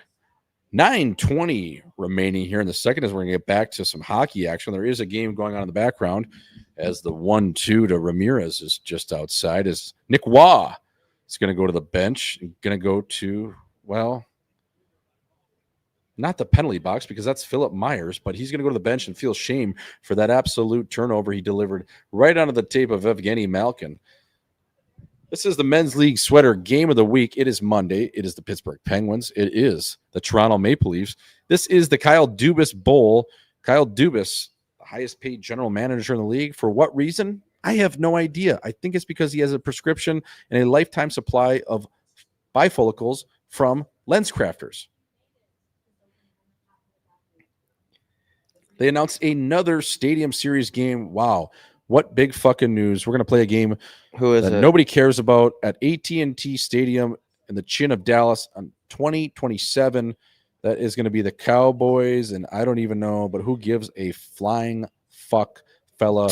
Why do we keep promoting outdoor games? Is it strictly just a money grab for the team? Like, it's they're beating a dead horse, man. It's like, how do you watch hockey at AT&T? It's so cares? Far away. Like, who cares? Those are indoors. Like, it's not a ratings thing anymore. Like, it's truly not. They don't get any ratings for these games, not more than like a regular season game on a Tuesday versus Buffalo and Montreal. So is it just the grab for the stadium? Like, I mean, I just think there's just so many different ways you could do it. Why couldn't you do like some nasty pay-per-view event? Yeah, I don't know. Like, fuck. Like, who cares about going to AT&T Stadium? You can't even see the fucking puck. You just go there and you're just to tailgate and booze. Like, I mean, just play a football game and say it's hockey. Who cares? Party. Yeah, I don't know what they're doing with hockey, man. I think like they don't want it to get too mainstream because everyone's going to find out that the players are getting paid so poorly that like it's going to be an issue for them. So I think they just kind of keep hockey in the hockey world. Like, they don't want to grow the game. That's the last thing they want to do. No, like they say they want to grow the game, but they just I truly don't think they know how to do it. But no, I think they don't want to. Yeah. They don't want to grow the game. Yeah, I don't know. It's a mystery to me. Grow it a little bit every year just to say like it's growing and it looks decent when presented on a spreadsheet. What a play there. Oh my God. That was an absolute soak job by Jake McCabe as we have 9:07 remaining here in the second frame as we're going to get back to some hockey coverage talking about escrow and Gary's NHL as Brian Russ is miraculously back from an apparent injury as Erik Karlsson sends that over to Evgeny Malkin. They play catch as 81. I still don't know Phil Kessel Jr.'s name, but I don't want to know it as he plays the puck over to Karlsson, back to Malkin, and that's a shot on net for Malkin. We need a point, though, folks. 8:37 remaining here in the second frame as Home by 3 brings you nonstop action on the biggest network of all time, YouTube /Home by 3 official. This is official Nancy Kerrigan, you are official because you've officially given me a boner. What a play by Sid. Fake shot, slip behind the back. Oh, my God. That was straight out of a cabaret, a little slip job. And there's Malkin's point. Thank you. Man, I actually might hit this. I don't want to say it. Fuck. Just jinxed it. God damn it. No, there's no such thing as jinx. Let's see how it's doing, dude. I think it's doing all right. 93, 93, 93, 1. Let's see how the Slipknot's doing. My lineups. Okay, Bill Nylander has 2 shots. Evgeny Malkin just got a point, so that'll hit. Matthews doesn't have a SOG, fella. Fact. He doesn't? No, and Tavares doesn't have any either. God damn it. Malkin with an apple, though. That's so I got, and Bill Nylander. Okay, I'm chopping away at the bit here. It's not gonna hit, but fuck it. That's prize picks, baby. You just play until you win. And when you don't win, you play again. And then when you don't win, you gamble responsibly and you play again. That's prize picks, baby. That's baseball, and that's fucking. 8:09 remaining here as Pittsburgh's up 3 Cobb. And trying times as Toronto might be in dire straits. I know they're missing a few guys on the back end. Oh, my God, who got absolutely Ted Bundy'd. That was Sammy Blah, the big Frenchman from Mon Ami, Quebec. As Kelly Yarncock wins a battle there, and Simon Benoit sends it back behind the net, and we're going to set up with 7:40 to play. Is there anyone in this fucking chat? How are we doing out there, guys? 11 people in here. We're going to take some questions at the break, see what the hell we get into. Subscribe to the channel if you haven't already. It really helps us to frig out. It's Home by 3 official. You're looking right at it. If you're not subscribed, we got 500,437 subscribers, so we'd appreciate it if you fucking hammer that goddamn subscribe button, you son of a bitch. And we're going to be on tour. We've already talked about that. But I got to put in the bio the upcoming tour dates. 6:55 remaining here in the second frame as Pittsburgh is taking the screws early. Well, about halfway through or a little over halfway through this game. And Toronto, very sleepy like a cloudy Monday when you don't want to get out of bed. You don't want to go to work, but you know what? You got to punch the clock because you're making somewhere over 7 figures. They don't look great right now, Bob. I don't know what to say. Who, the Leafs? I just don't know what's really going on as we're hosting a podcast and a live alternate cast all at once. And we get a look at Craig Berube, who's, again, eyebrows are tucked. And a guy that I DM'd to come on the show today, we're getting a look at, and Chris Pronger.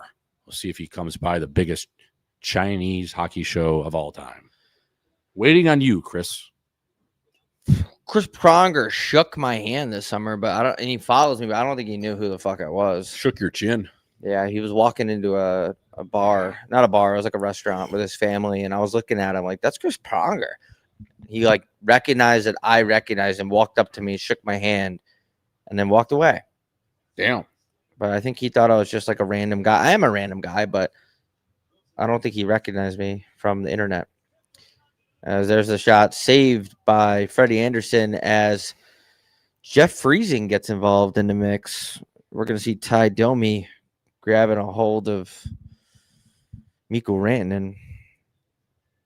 If Kenny Malkin with his earpieces in and his chin tucked, he gave the gears to Jake McCabe there. And the Toronto Maple Leafs could definitely use a tough guy. I don't know who it would be. God rest his soul, the late Wade Belak. You had, obviously, a absolute killer in Colton Orr there. You've had some tough guys over the years, including their coach, who had a cup of coffee in Toronto, Craig Berube, but could use a guy like Marner.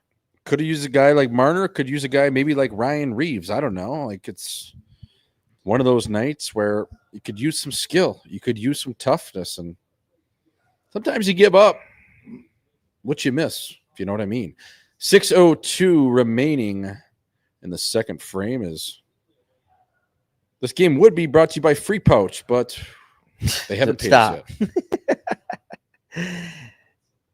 You know, you could use a guy like Zaitsev tonight, man. You could use a guy like Kapanen tonight. I really truly believe this. I said it last year. Like, I get the criticism for Marner in the playoffs and all that shit, but I think people really forgot about how much he helps this fucking team, man. Well, like, the thing is he's a 100-point player. yeah, he's nasty. So how many 100-point players are there in the league? Like 4. Less than 6. Maybe Stevenson? 6. Drat, Cooch, Coochie, McKinnon, McKenzie, Marner. Marzi. And that's about it. I mean, Panarin used to be, but he ain't anymore. Carconi. Mike Snowcone, a great name. Yeah, there's not many 100-point players. So that's the thing is you can replace all these guys in your bottom 6. You know, you can bring in Michelli, who we obviously love his game, but he's probably on a great team. He's probably a third-line guy. Then you bring in Nick Waugh, who is a serviceable third-line player, but he ain't Mitchie Gritty Marner. How many of these guys grittied at their own wedding? None of them. None of them wore a white suit. None of them grittied down the aisle. They didn't do it because only Mitchie Gritty Marner can do that. And that's the same thing about his point production. Yeah, he doesn't show up in the playoffs because he's scared of his own shadow. That's going to happen. But in the regular season, a guy like Austin Matthews, I guarantee right now, he's like, fuck, I wish I had Mitchie Gritty right now by my side. Feed me those fucking sifters through the box so I could just absolutely one-touch them and one-time them into the back of the net. Like, that's a big hole, man. I don't care what you say. That's a big hole, dude. That's a big old butthole. Big hole. Not even Hector Zeroni could fill that thing. I mean, I think you start thinking about it when you're playing the Penguins and there's 4 minutes left in the second period at home and you have 7 shots on net. It's kind of like, you know, I don't know what Nick Bobertson's going to do. No disrespect to him, but it's kind of like, I think you start looking around and realizing, like, wait, we don't really have anyone to really drive this offense besides your typical guys, Matthews and shit.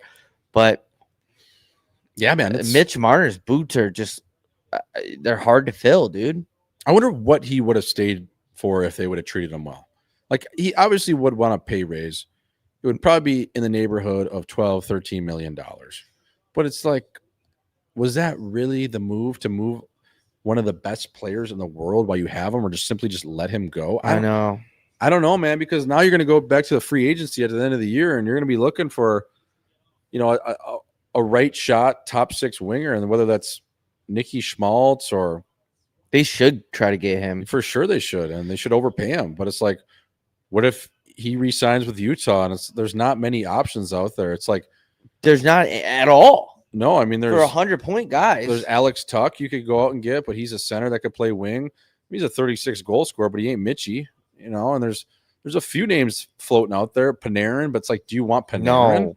You don't want Panarin. Panarin's going to go to Carolina, and he's going to go on that team and just play soft skill because that's what Carolina does. And they get to the second round, and as long as their owner makes a little bit of money, he doesn't care because all of his money's in NASCAR and porn. Like, it's just, I don't know, man. What a Bobby play. McFurta and Nick Bobertson with a great pass there as we're getting back to action. Is there's 3 minutes and 3 seconds left here in the second frame as the Leafs show a little bit of life. They have 7 shots on net right now, man. Like, they look terrible.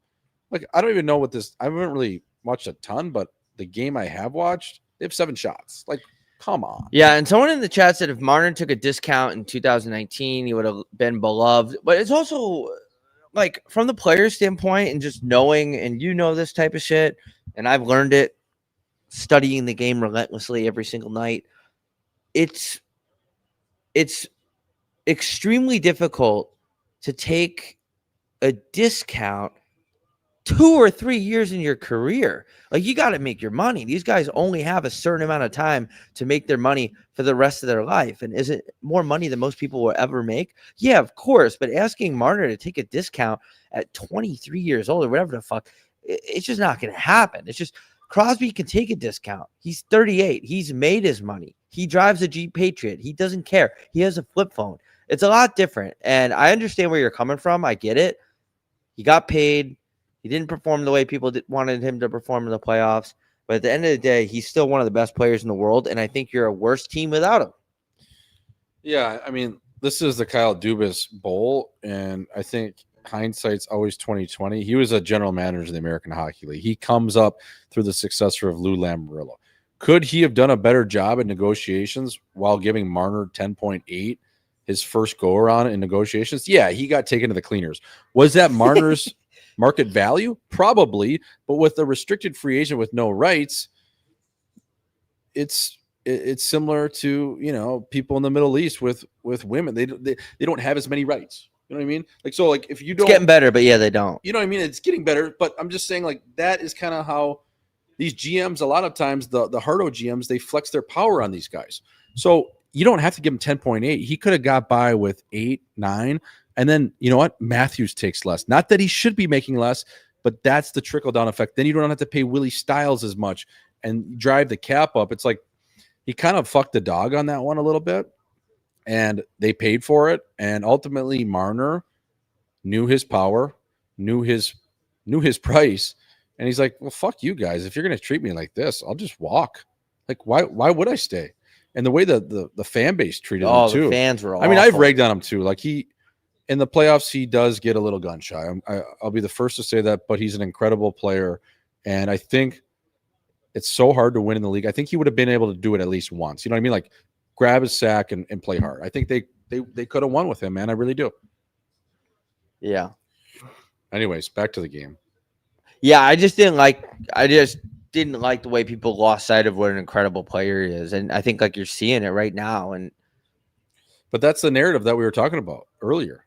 But the thing is, people are like, it doesn't matter because he doesn't perform in the playoffs, but it's like this Leafs team, like what I know it's November, but who's going to perform in the playoffs besides 34 and 88? Like, really? Like, who are their big game breakers? Are you relying on Kombucha Tavares?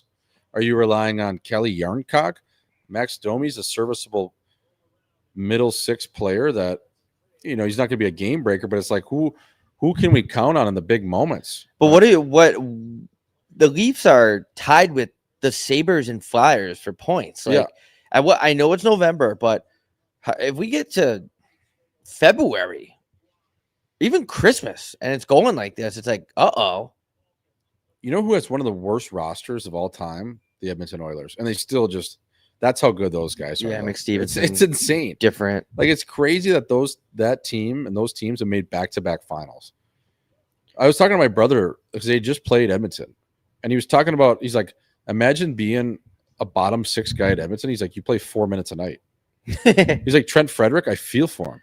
Because every time there's a whistle, they're going over the boards if it's offensive zone start. Anytime there's a TV timeout, they're the first over the boards. Anytime there's a stoppage of play for a penalty, either way, penalty kill or power play, they're the first over the board. So it's like you don't even really like exist when you play for them. You don't even touch the puck. Yeah. Like, unless you're playing with those two big boys. And he's like, well, what else do they have? You know what I mean? It's like, it's impossible. You know what's going to be scary? If the Oilers don't get back to the cup until McDavid's like, and granted, he extends after that 2-year bridge. But what if McDavid's like 32, 33? Like, then what? Then you need some reinforcements. Like, I don't care who. Well, he's going to be gone. I mean, right now. You think after 2 years? Yeah, there's a reason why he took. Yeah, he's going to go to the boys in blue here, if or maybe somewhere else. But he's definitely gone. You think he'd go to Toronto? He might. Yeah. Oh my god, I think he would. Him in 34. Same agent. My god. The thing is, though, is like right now, it just came out today. They have our boy Troy Stetcher on the open market, which, I think he needs to get moved if he wants to stay in the league. That's just is what it is. They're not going to play him there, and obviously he doesn't want to go hit the waiver wire for the chance of getting sent down. But it doesn't seem like he's going to play there unless there's injury. They also have Stuart Skinner. It's no secret, but they have finally put him on the block. They're willing to listen. They're looking for a goalie. They're looking for complementary pieces. They're probably looking for defense. I don't know what you go get if you're Stan Bowman, but we had mentioned Trouba. Like, could we get Trouba back in a colder climate and see him maybe going chin hunting for the Oilers? Like, honestly, that would be a good fit. Right. Like, it's no disrespect to Trouba because he's actually a fan of the show we've heard, but in Southern California, smoking that Cali Kush, like, he's way too mild-mannered. Mm-hmm. He needs to be in a market where he's pissed off, and there's a little bit of scrutiny, or a place like Canada to hold him accountable, and then that's where he becomes really, really a big piece of your back end. Like, imagine him and the Doctor playing together. Those guys would just feed off each other. They'd be killing guys. Yeah, that'd be sick. I don't know, man. I mean, Edmonton's like they're in one. I think I really do. And I love the good people of Edmonton. I really do. Yeah, I wouldn't play there for 15 million, but I love you. yeah, they are in one. That's the thing. That's the thing about the McDavid extension.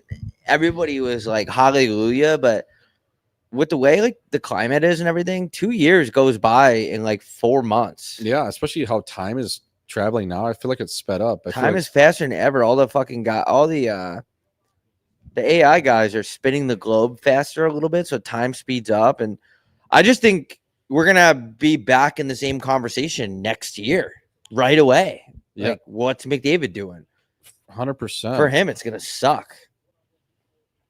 Yeah, and it's just like, do I'd you hate think to be in his do you spot. think he's mad that he signed that deal for the team friendly discount? It's like, shout out to Pete Flager right there. He used to be my equipment guy, special needs kid, but he was just on the TV on the left side. Shout out to Pistol Pete. Shout out to Pete. Actually follows the show. Shout out to Pistol. Dude, but I just think like he's taking a hometown discount. So what are they gonna go get with it? But And they're gonna do something, obviously. yeah, but it's like that would be eating me alive knowing that Kaprizov took 17 million. How did Kaprizov get 17 million? And the guys that are signing now are like getting like Nashus is getting like Nashus get 11.5. I would argue he might be better than Kaprizov. I agree. He got 6 million less than Kaprizov. That's crazy. I've How did always he been a fleece him that Nature's much? guy, dude. How did he fleece him that much? I don't know. Billy Guerin was, Like he got absolutely bent over. but he's in a tough spot. You can't. But 17 million. I know. dude? You Like, got to tell him like Eichel just signed for 13 or whatever. It's you got to like, be a Kirill. like, bro. Like 17. Like you're already rich, bro. Like I would have fucking traded him for someone if I could get someone just as comparable on the open market. They signed for 10. Like I think in this market, I want everyone to get paid, but he is not worth $1 more than Martin Nashus. Well, even look at this bridge deal or not. In what world is Mick Stevenson getting paid 12 and Kaprizov's getting paid 17? You know what I'm saying? Like, Right. it just doesn't make sense no matter how you look at it. No matter McDavid's taking a discount, a $5 million gap. I mean, Will Nylander is a way better player. Not way better, but he's a better player than Kirill Kaprizov. I'm taking Nylander over 100%. Kaprizov. I know no he signed disrespect 2 to years ago. Kaprizov at all. It was 11, whatever, but like 17, dude, like 6 more million. I know the cap is going up. You can tell me all this bullshit, I know, yeah. but it's like, man, that's a lot of scratch for a guy playing in Minnesota. That's not going to get you past the first round. He plays like 50 games a year too. I don't know. Good for him. He absolutely fleeced Billy Guerin. How many years was that? 8 years. Jesus Christ. Yeah, it's just a tough spot because then it's a lose-lose situation, which is why I'd rather be on a podcast that gets no views and make no money. Because it's like if you're Billy, you sign him to what he wants, can end up a lose-lose situation. You get carved over it. You let your superstar walk, you get carved over it. It's like at some points, it's just not worth it being in the NHL. No, dude. As a GM or anybody, like I'd just rather, I don't know, do your work own at thing. Target. Yeah, too much pressure. I don't know, man. That's a lot of scratch for a guy like that. But good for him, you know? Oh yeah, good for him. I'm not like I would have probably done the same thing. Yeah, like I don't want to be here, but you're gonna have to pay me 17 million to stay, and the owner's just like done. It's like what? What the fuck happened to Rempe? Did he get conked? No, I think his shoulder or something. Broken? I think it's like his shoulder or arm. Oh, Like that's twisted up. It's better than Do we have any questions in here? broken jaw or something. Chat, you get some questions going. Again, mensleaguesweaters.com, the official sponsor of tonight's game. Go to mensleaguesweaters.com. We have our newest home by 3 jerseys. You've seen us in doing different sketches and skits. They are available. mensleaguesweaters.com. Bob Gucci 69, Jay Swish 93.1. Somebody said, I don't mean to make this a geopolitical show, but laugh emoji. I'm not exactly sure what that is referring to.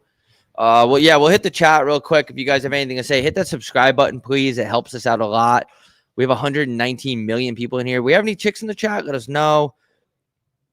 Malkin didn't get an assist on that goal? What? Take some callers, fella. We're not going to do callers, but we will throw your comments back up on the. People keep mentioning Maddie Kowalski. I don't know what that means. Is that the acai bowl girl? I don't know who that is, but it keeps I popping don't up. know. I don't know the name. Why isn't Prize Picks updated in the Malkin fucking point? Oh, they usually wait till the end.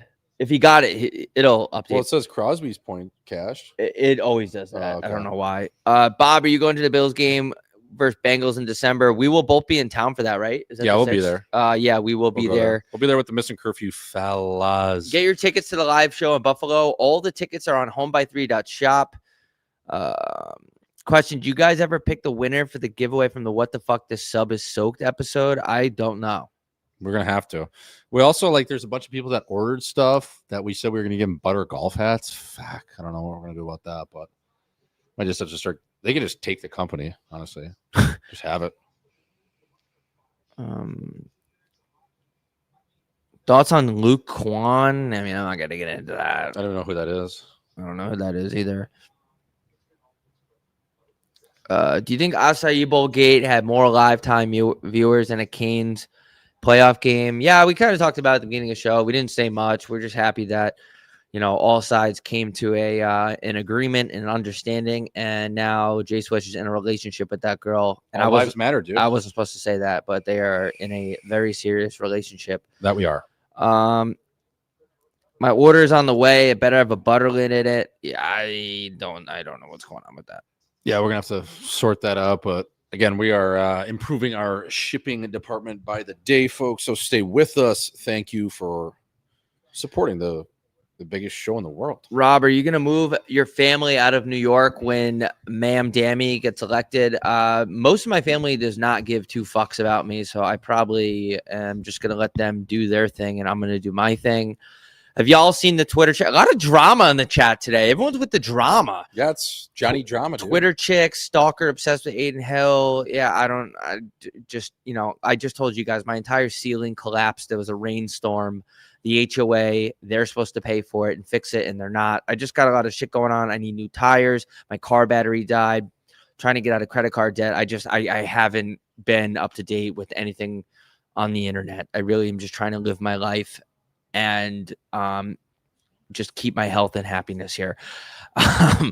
Any movement on HB3 shiesties or do-rags? Not yet. We did have a good meeting today in Arizona with our merch, like we talked about.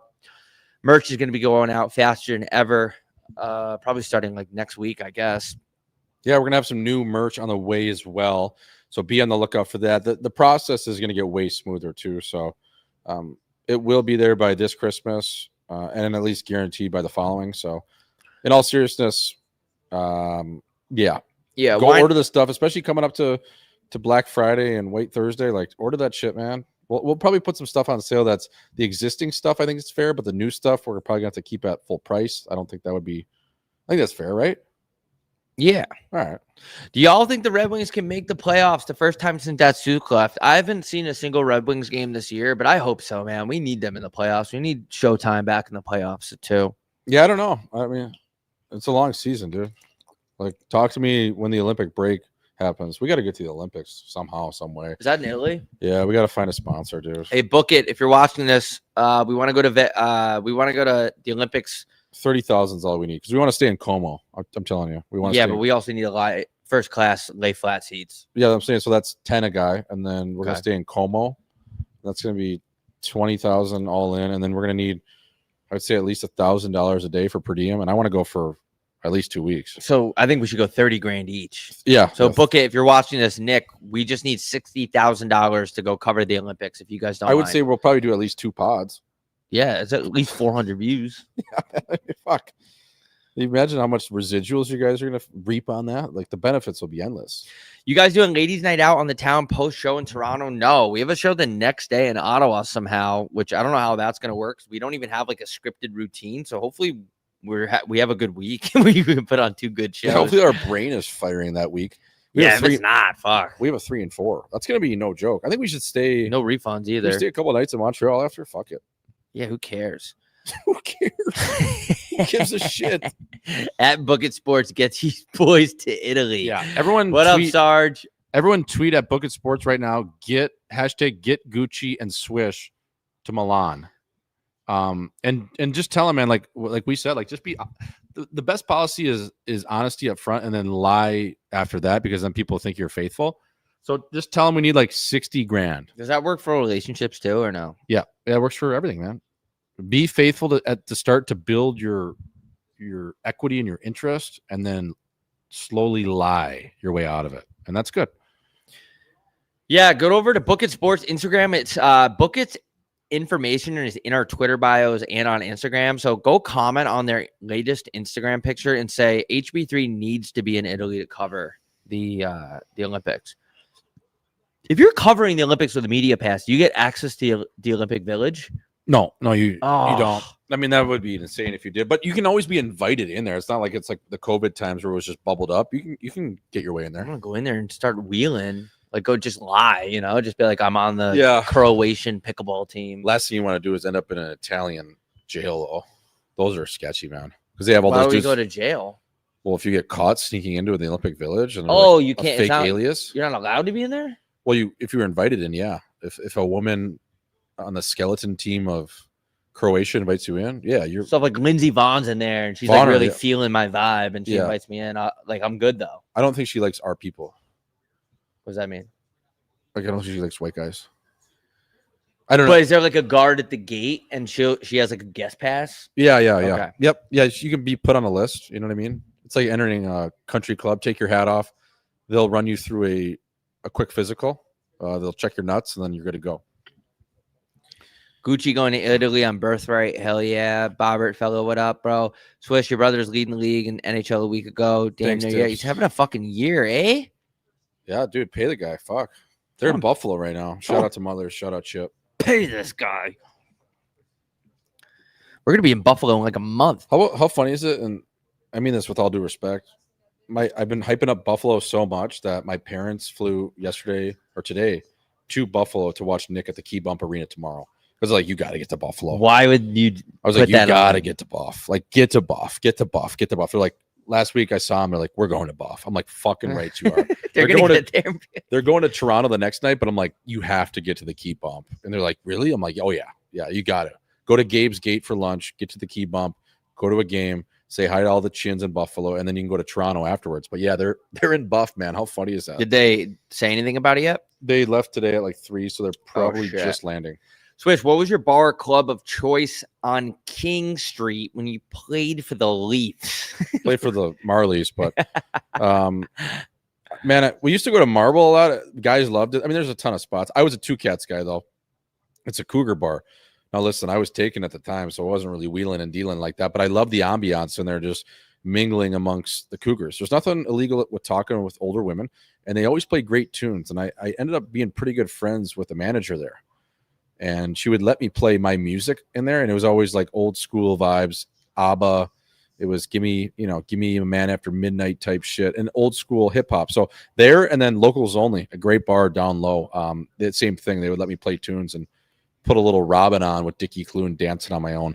Voila. Jay Swish, did you ever experience arbitration for a contract? And if so, how was that experience? No, man, I tried to, but we ended up working out a deal. It was coming off my entry level contract. I had like X amount of games. So I didn't elect to go to arbitration because thought I was going to work out a deal fairly quick. I ended up signing one day before training camp, and Doug Armstrong just bent me over. He gave me a one-way in the second year, but in the first year was a two-way. And I never forget the shit smirk on his face as we were walking in to the first meeting of training camp. And he's like, congrats. I'm like, congrats on what? You just fucking took me to the cleaners, dude. I just had to sign this deal. So shitty $700,000 deal. I don't even want that. Yeah, keep it, dude. I'll play for free. I'm basically paying to play. So that was my one kind of contract negotiation. Other than that, I wasn't worth a fucking penny. The Blues are ruggling too. Holy fuck. Yo, Gucci, if you got a free Subaru, would you drive it? No. Swish, is the Leafs brass intimidating, or were they when you was? I don't even know what kind of that. The brass. No, I don't. I mean, I know Chief. Yeah, he's kind of intimidating if you don't know him, or if you're a younger player. Now, would I be scared of him? No. Would I be scared of him in a back alley, or if I chirped him to his face? Yeah, he would kick the shit out of me. But no, nobody's ever been accused. No one's ever accused Kyle Dubas of being tough, so I wasn't scared of him. Sheldon Keefe was a great guy. I loved him for my coach of the Marlies. And Lou was gone at that point, so no one was really. And Wrenchcock was Wrenchcock. I mean, the guy was a fucking puppet. Like, what a douchebag. What was your least favorite city to travel to in the NHL? No disrespect. Carolina's not great. Hotels in the middle of nowhere. It's like in the forest. That was always a sleeper. I love Buff. I mean, Ottawa too. Ottawa is one of those room service type of places. People always say that Ottawa's a good town. I can't wait to get there, but the rink was in such a bad location where it wasn't downtown, so it was really sleepy. So I don't know a ton about Ottawa's game. I would say there. And then Winnipeg. I mean, I love Winnipeg, but just not a whole lot going on other than having 10 kokanees at a Roseau, Maine. But I love Winnie. I love going up there. So there's no real terrible cities in the NHL. You talk American League where I spent most of my time. Someone also mentioned the no butter hat in the package today. Yeah, we did give away a bunch of that shit. We got to look back on that. Okay. Because remember we said, you know, I tweeted out, hey, we'll give you a butter lid with if you bought on this day. And there was a lot. And then you tweeted that same day, like, this is final. And a bunch of stuff came in. So I promoted the merch. I didn't even see your tweet before that. Yeah. So it was the same day. We just got to, maybe these new guys that are figuring this out can do it for us. We'll figure it out. Fellas, can we get an all-time Mike power ranking? Mike Stud, number 1. Mike Stud's a great Mike. He's one of the best. Mike Sullivan, Mike Babcock, Mike Yo, Mike. If Mike Ribeiro didn't beat up women, I would say Mike Ribeiro. Yeah, I mean, Mike and Ike. Two good dudes. That's two separate dudes. Mike was a great dude. Ike's a good guy too. Two gay guys. Two of the first openly gay guys to make candy. Mike Piazza. Ooh, Mike Piazza. Speaking of gay, there was a lot of gay rumors about him. Really? Yeah. Oh, yeah. My racist grandpa almost had a heart attack when those rumors came out because he was a big Mets fan. And then he got hit by a landscaping truck and he died in the street. But Mike Piazza, yeah, the New York Post was calling him gay. Yeah. I think he was playing beer pong with somebody and there was like a weird picture of him behind it. I don't know the details. Yeah. Two dragons. Mike Myers. Yeah. Mike Amadio. Mike Liambis. Mike Carconi. How many times am I going to mention Madonna. Mike Carconi tonight? Mike. I feel like we're missing one. Michael Bublé. Mike Obama. Mike Obama, great guy. Mike Pence. Ooh, Mike Pence. Mike Hunt. Yep. Mike. No relation to Dryden Hunt. No. Or Kareem Hunt. Yep. Mike Smith. Ooh, Mike Smith. Love to play the puck. Love to play with himself too. Jersey Mike. Ooh, yeah. Mike Jones. Still tipping on foes. 281-330-8004. Hit Mike Jones up on the low. It's Mike Jones selling me snow. Who's the one guy that used to be on Wild and Out? Mikey Day, the white boy. You ever watch Wild and Out? No, I had a dude. decent childhood. I used to watch Wild and Out all the time. Great show. I actually didn't have that dope of a childhood. Mikey. It was all right, I guess. Yeah, there's a lot of Mikes out. I don't know, man. We could do a Mike power rankings and we could just go back for days and just think about all the Mikes. Mike. We're missing a big one. Mike Honcho. Playgirl magazine. Who? Mike Honcho. I don't know who that is. You don't know when Dale Doback said Mike Honcho? One of the name, Mike Honcho from Playgirl magazine? No. Really? Step Brothers, dude. I know every line in Step Brothers. That was a line in Step Brothers? When it's in Ricky Bobby. When he's talking to him and he's talking to Ricky Bobby's unconscious. He's on the medical table. He's in the hospital bed. He's like, hey, man, I just got to tell you something. You know, I went under the name of Mike Honcho for Playgirl magazine. Yeah, I spread my butt cheeks and everything. And then Ricky wakes up and he's like, what the fuck? That was a great scene. You know what movie I just watched? Friday. Yeah. Dude, I was like laughing out loud. Yeah, that's a good movie. There's a lot of movies like that. Like a lot of like old school hood movies that are good. And it's just like they're just Chris. What's the guy's name in that? Chris Tucker. He's great. Yeah, him and Blackie Chan together in Rush Hour are unbelievable. The way he talked, like he's a great actor. That bailout by Eric Carlson was all time. My God. What an absolute puss. I didn't see it. 8 shots on goal. I swear to God, whenever we do all cast, it is just the worst game. Mike Hoffman. Ooh, Mike Hoffman. Hell of a shot. Yeah, hell of a shot, Right? and hell of a wife. Yeah, his wife was. Remember her? She had the burner account. And was tweeting at Erik Karlsson's wife. She was cyberbullying. Yeah, she was cyberbullying on a burner account, and Karlsson's wife took it to the police, and then they ended up finding it out and tracing it back to Mike Hoffman's wife. What a whack job. What a weird. What a weird sequence of events in Ottawa it used to be. Like they had a decent team, and then those guys got caught with the Uber chirping the coaches. That was here too. Which is bullshit. That is bullshit. And then the same year it comes out that Mike Hoffman, his wife is chirping his captain's wife. Like, what the fuck? What the fuck is wrong with that girl? Like, respectfully, like, what happened? Like, there's always another side to the story, like, as we learned today in Acai Bowl Gate. But what was going on? Also, for the press to be willing to buy that Uber driver footage, that guy should be in prison. Who bought that? TMZ? I don't remember. It was like the Ottawa Centennial or something, and they were just chirping the coaches like all players do. Oh, they're lucky they didn't say anything worse, man. If I would have been in an Uber, fuck, I would. Oh my God, that would have been bad, dude. I've calmed down on saying bad things in Ubers because they're all recording you now, and I stopped saying bad things in Ubers after that incident. Yeah, like seriously, like that changed my life forever. But how is that guy able to sell private footage of a private conversation when he's driving for Uber? Like, did he even get fired from Uber? Yeah, he got promoted. I think he went to Lyft. I'm gonna say, what did nothing happen to that guy? What an absolute scumbag! The crazy thing is all those guys got traded too, like within 3 months. It also affected their money too. I'm not going to go into details, but there were some guys that took the fall way harder. Well, Weidman had to go to the KHL because of it. Yeah.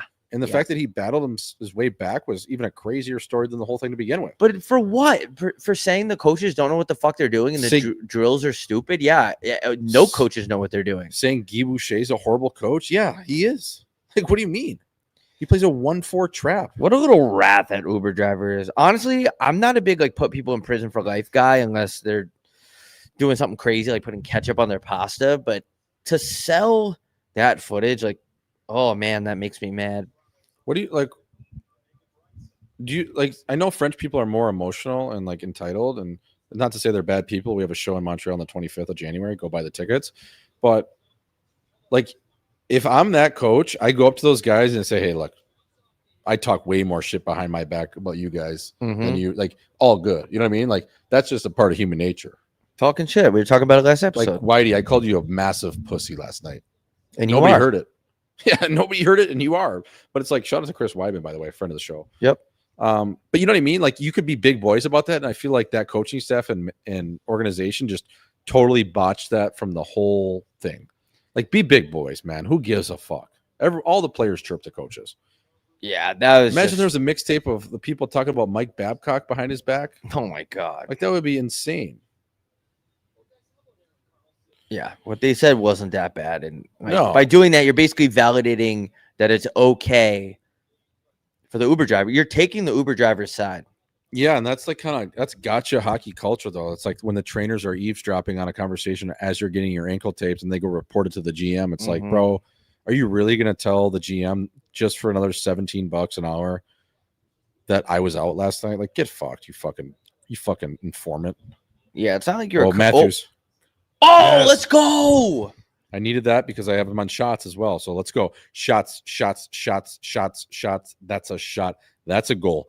That a boy 34. I got something crazy going too right now. Let's go. We needed that. I'm actually kind of back into watching this game for the next 3 minutes. Wow. Holy shit. Wait a second. I just almost won $2,000. Wait, did I win $2,000? Breaking news. Jake Paul versus Gervonta Davis fight scheduled for November 14th has been canceled. Yeah. Paul will headline a different boxing event later this year.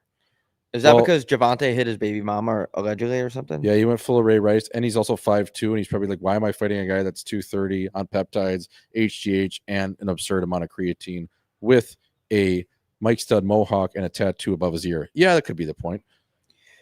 If Matthew Knives gets 2 shots on goal, I win $2,000. Let's go. But he has 0, and I think he's taking a night off. That is on Prize Picks, folks, where you can go bet and you can gamble responsibly. And you know what? It's a pretty fun fucking time. Is Nyes taking the night off? Oh no, he's got 3 hits. All these guys they got 11 shots. What were you saying right before that? No idea. This episode is brought to you by Prize Picks, Pickett, Men's League Sweaters, and 2 more people, but we're not going to say it until they fucking pay us. Yep. That is the rules over here when you're on the biggest platform in the world. Folks, again, thank you for tuning in to the biggest show in the world. Home Oh, by wait, 3 3 by people. Three more sponsors we have. Yeah, we got a lot of people. Did the one start yet with the bag? That didn't start. That didn't start, and then we got another company for the foot shit that I'm gonna start promoting tomorrow. That they owe us money. There's so many I feel like I feel like I should just start working on the block and selling dust. We have like 8 sponsors. I'm counting on so much money that has not hit our account. Me too, dude. Like, I'm I like spent, racking up my credit card again. It's a nightmare.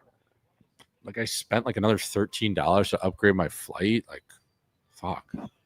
You flying Frontier, like, that's how you know times are. JSX was so nice on the way there, though. Like that's the way you got. How is that? You go right on the out of Scottsdale? Yeah, they don't even check you, man. Like they don't even check your bag or anything. It's crazy. Carry a strap on there. I showed up 15 minutes before my flight, and I was way too early. It was awesome. So what happens? You pull up in the parking lot, you park, you walk through that little section, and you get your boarding pass. Oh my god, Bill Nylander. Need him in shots too. I need him in shots. Shots. Yeah, so you pull up, you either Uber or valet, and then you just go to the front. They print your ticket, and then they have this little makeshift security, and you go through it, and you get right on the tarmac. Your feet are on the asphalt, and you walk on the bird, and there's only 1 row on each side. It's unreal. Nice. So you got your own space. It's great. They That's fly huge. everywhere, too. Not everywhere, but everywhere we go. They fly to Vegas, Diddywood, Orange County, Dallas, Wrench Lake. I'm going to have to give that a try when our sponsorship money has spend it all. If I would have flown back on Monday, it was cheaper than Southwest. Like it was Wow. It's crazy. What's the clientele like on there? Any hot babes or what? It's going to Salt Lake. No, it was mostly just old people. But I've flown to Burbank, and yeah, man, there's some baddies on there.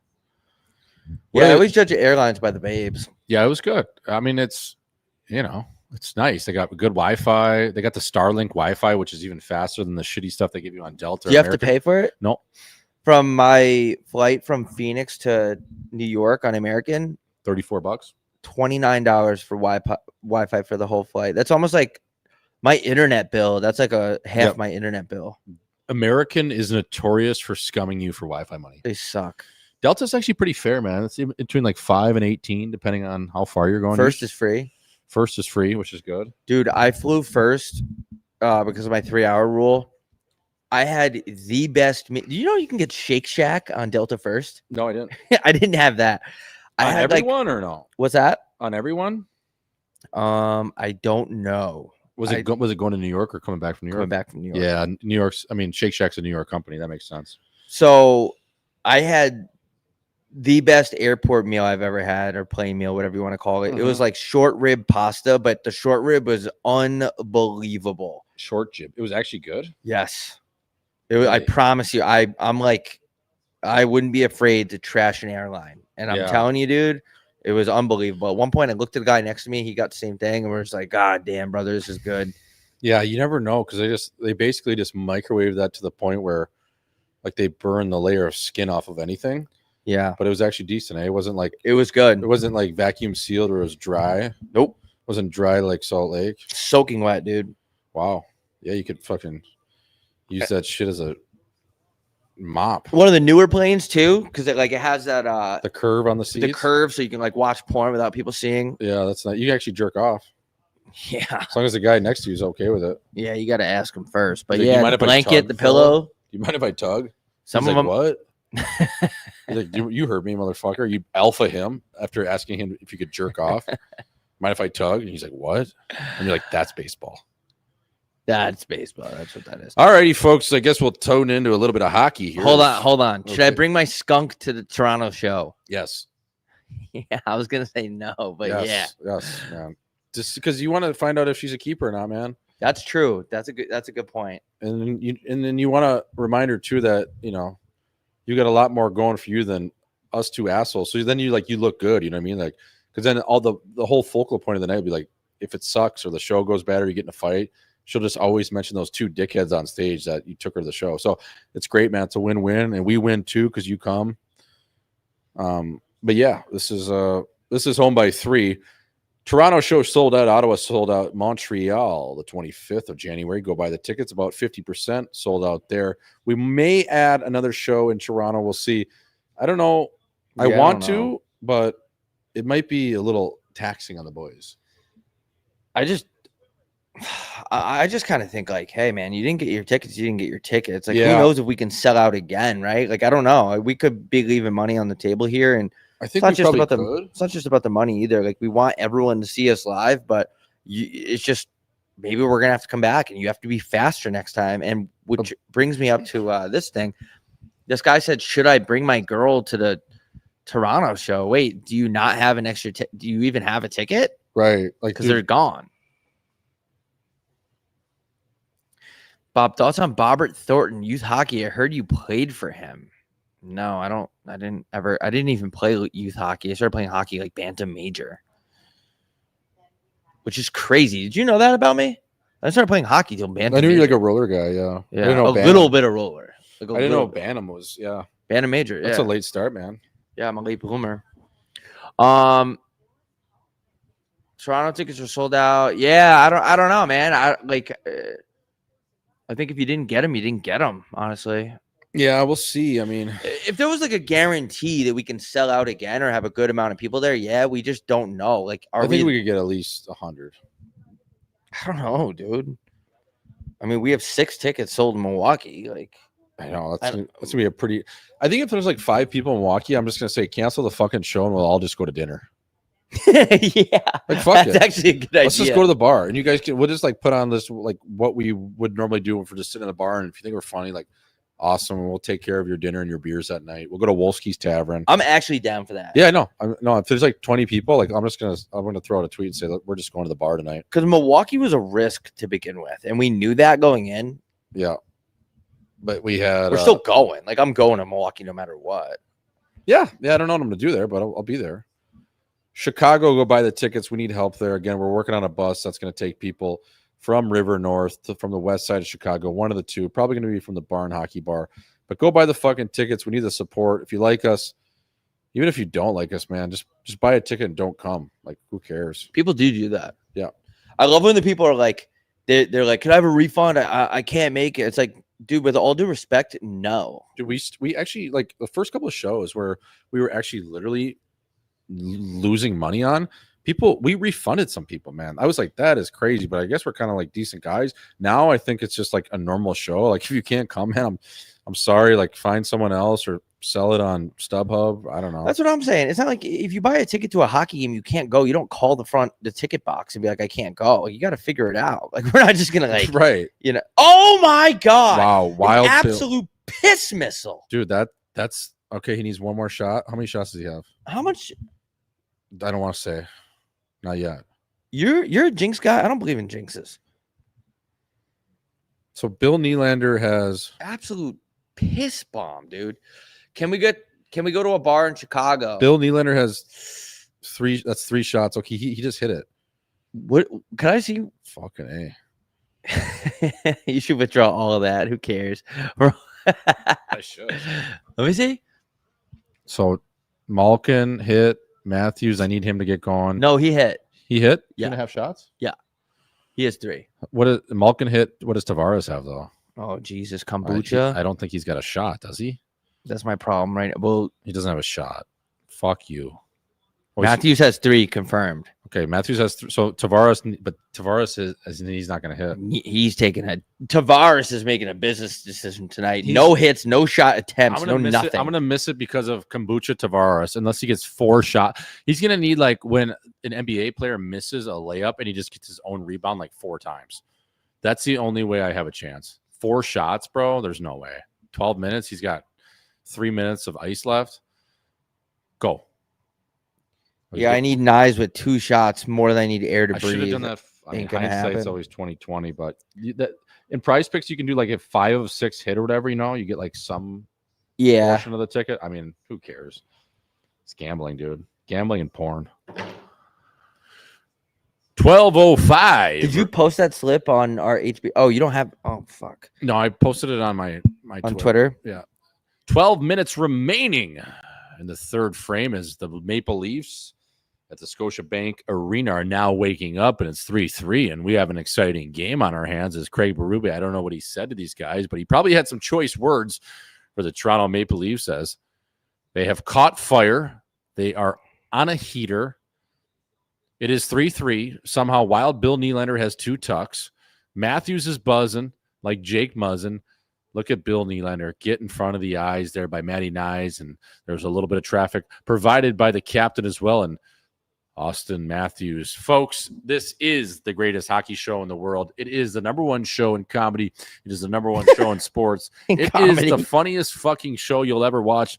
Just ask my sister. She's the biggest fan of Home by 3. At least we have one person watching tonight. Keebs, if you're out there, well, fucking A, girl. Does she really watch the whole show? She usually does, yeah. That's fucking crazy, dude. I wish someone in my family watched. Mm-hmm.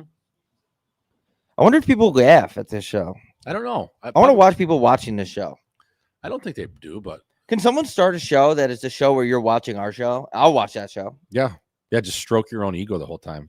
Yeah, how funny I was there. That no, I want to watch them. I don't want to watch. No, I know, but like they're watching us laugh. They're laughing at us. You're watching them laugh, or not laughing. Oh yeah. They're just like sitting there, like not even doing. One time, one of my podcasts, someone sent me a video, and it was like, it had to be like 8 kids in college watching my show, and all of them just were stone faced. And I was like, thanks for sending me that. That's perfect.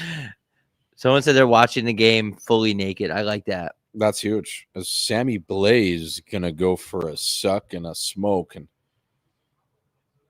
tough penalty as he went for the back of the skull of Erik Karlsson, and they're gonna get 2 minutes here as Karlsson readjusts his upper spine and cervical spine. Fellas, I watched your New York Rangers all cast, and my mom was in the room laughing the whole time. That's crazy. Cool. That's dope. I'm in low battery mode. Fuck. We have that. We have that extension cord. Yeah, we probably do somewhere. All right, I gotta. What do you need? Battery? I gotta empty the inchworm here. For the what? The laptop? Yeah. This might work. Oh, that thing? Yeah, this might work. Try it out. It doesn't charge that fast, but it's all right. We just need it to stay alive here. Yeah, give it a little. How are you gonna do that? It's coming across your chin. I'll just sit here. Fuck. 93. There we go. Look at that, folks. That's why you have a 10-footer on you at all times. My Anaconda don't.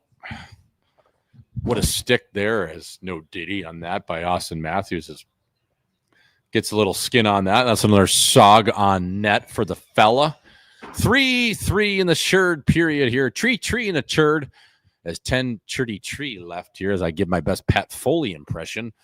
Simon Benoit does what he does best and just throws the puck without looking and able to get it out of the Maple Leafs defensive end. As Brian, I like it a little bit rusty. Skates that puck down the end well as Sidney Crosby plays it back up to the point to Erik Karlsson as he gains the middle of the ice and is able to survey. Well, a shot angle, no dangle. He doesn't find his shooting lane as Evgeny Malkin massages that puck like a piece of A5 Wagyu as he recollects as Crosby in and around the slot and gets a pass delivered on his backhand that takes it to the forehand. And wow, he got good wood on that. Stolars gobbles that up, the pride of New Jersey, as he's sporting a nice, iconic cage. But look at this play here by Evgeny Malkin.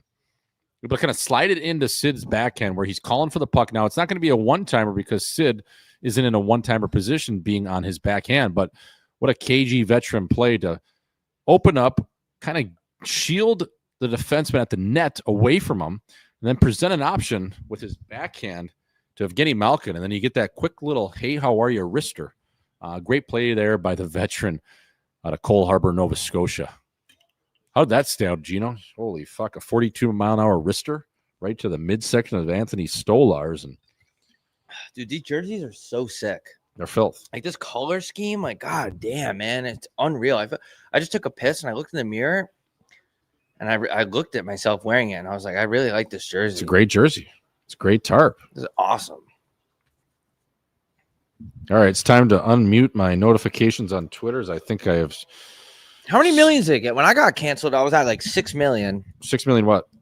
The tweet that canceled. Oh me, yeah, I don't know. You're up there, right? Last I heard, it was like 4 million or something. My response tweet is at 243K. That's pretty good that's good for a 7-minute video. Like most people don't really. I mean, not everyone's listening to that long, but a lot of good engagement on it. No, that's good. I mean, you handled it well. Like you guys figured it out. I mean, when I got canceled, they were trying to say that I was making fun of a cancer patient. So, which wasn't the case. I was making fun of a mask. I was just appreciative that the chick that originally called me out was like, I don't know if she was joking at first, but she like came to her senses and was like, look, like I apologize to Swish. Like that's all I can ask for. And I apologize to her in my video. Yeah, but they know, like I'm not buying that. Even though if they are like they know it's gonna get attention. Oh, they do, yeah, of course they do. They wouldn't tweet it out 16 times in an hour if they did. Yeah. You know, so but at least like they were able to, you know, kind of see the light of day. I mean, that's no, they were like, she actually apologized, which I was surprised. Like, not to bring up my cancellation, but the girl that did that to me, she was responding to other tweets like, yeah, I know that's not what he meant, but I'm glad that he's getting shit for it. Right. And I was like, okay, like I don't know what I ever did to you. Like I think I'm a pretty nice guy. Like it was just a joke. And for those of you that didn't know what happened when I got canceled a couple years ago, I made a joke about somebody wearing a mask as here's a breakaway coming across the blue line. Anthony Mantha shot and a save by Freddie Anderson. The pride of Grand Rapids. He got absolutely chinned too. That was hilarious. Was Zotz on the Penguins? Yeah.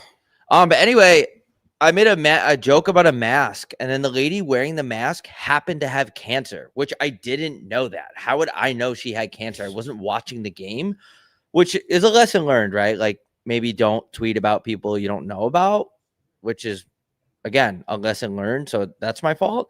But the girl that accused me of making fun of a cancer patient, like knew damn well that that's not what the joke was about. And then like didn't say sorry, like didn't like was happy with it. Like, happy I was getting shit. So at least for you and your new girlfriend, like you guys are kind of like on the same page. Well, she's coming out tomorrow, man. I think she might move in. So we'll see how it goes. You always want to move someone in, and then you can always, it's easier to move them in and move them out. You know what I mean? What's like your bottom line for a girl moving in? Like how many years do you have to know her, you think? Probably at least couple 2. months. Yeah. 2 years? Realistically, if I'm speaking not in a bit, at least 2 years. Because this is a conversation between you and I. There's only like 20 people. We have no viewers. I'm asking you. The thing is you don't want to uproot somebody's life. And then it's like, all right, I don't like you. You always want to move slower than faster. But a lot of guys, they see this, what they're getting from this gal, whether it's pussy, affection, pussy, how it makes them feel. BJ's in the morning. That's huge. And a lot of guys are desperate and they get blindsided by hot and horny love. And a lot of times it backfires. Yeah. I mean, and as speaking of chicks are hot, man. Like I get it. I just think you got to tread lightly, but also a lot of times, a lot of guys, and even guys like us, we don't have a lot going for us. So it's like, you see a chick that wants to move into your place, you're like, wow, you get these like, it's like seeing a shiny toy. When a girl wants to date me, that'll be the day where I go get a psychologist and ask if I'm being tricked. But anyway, it's like, because you always want to give them.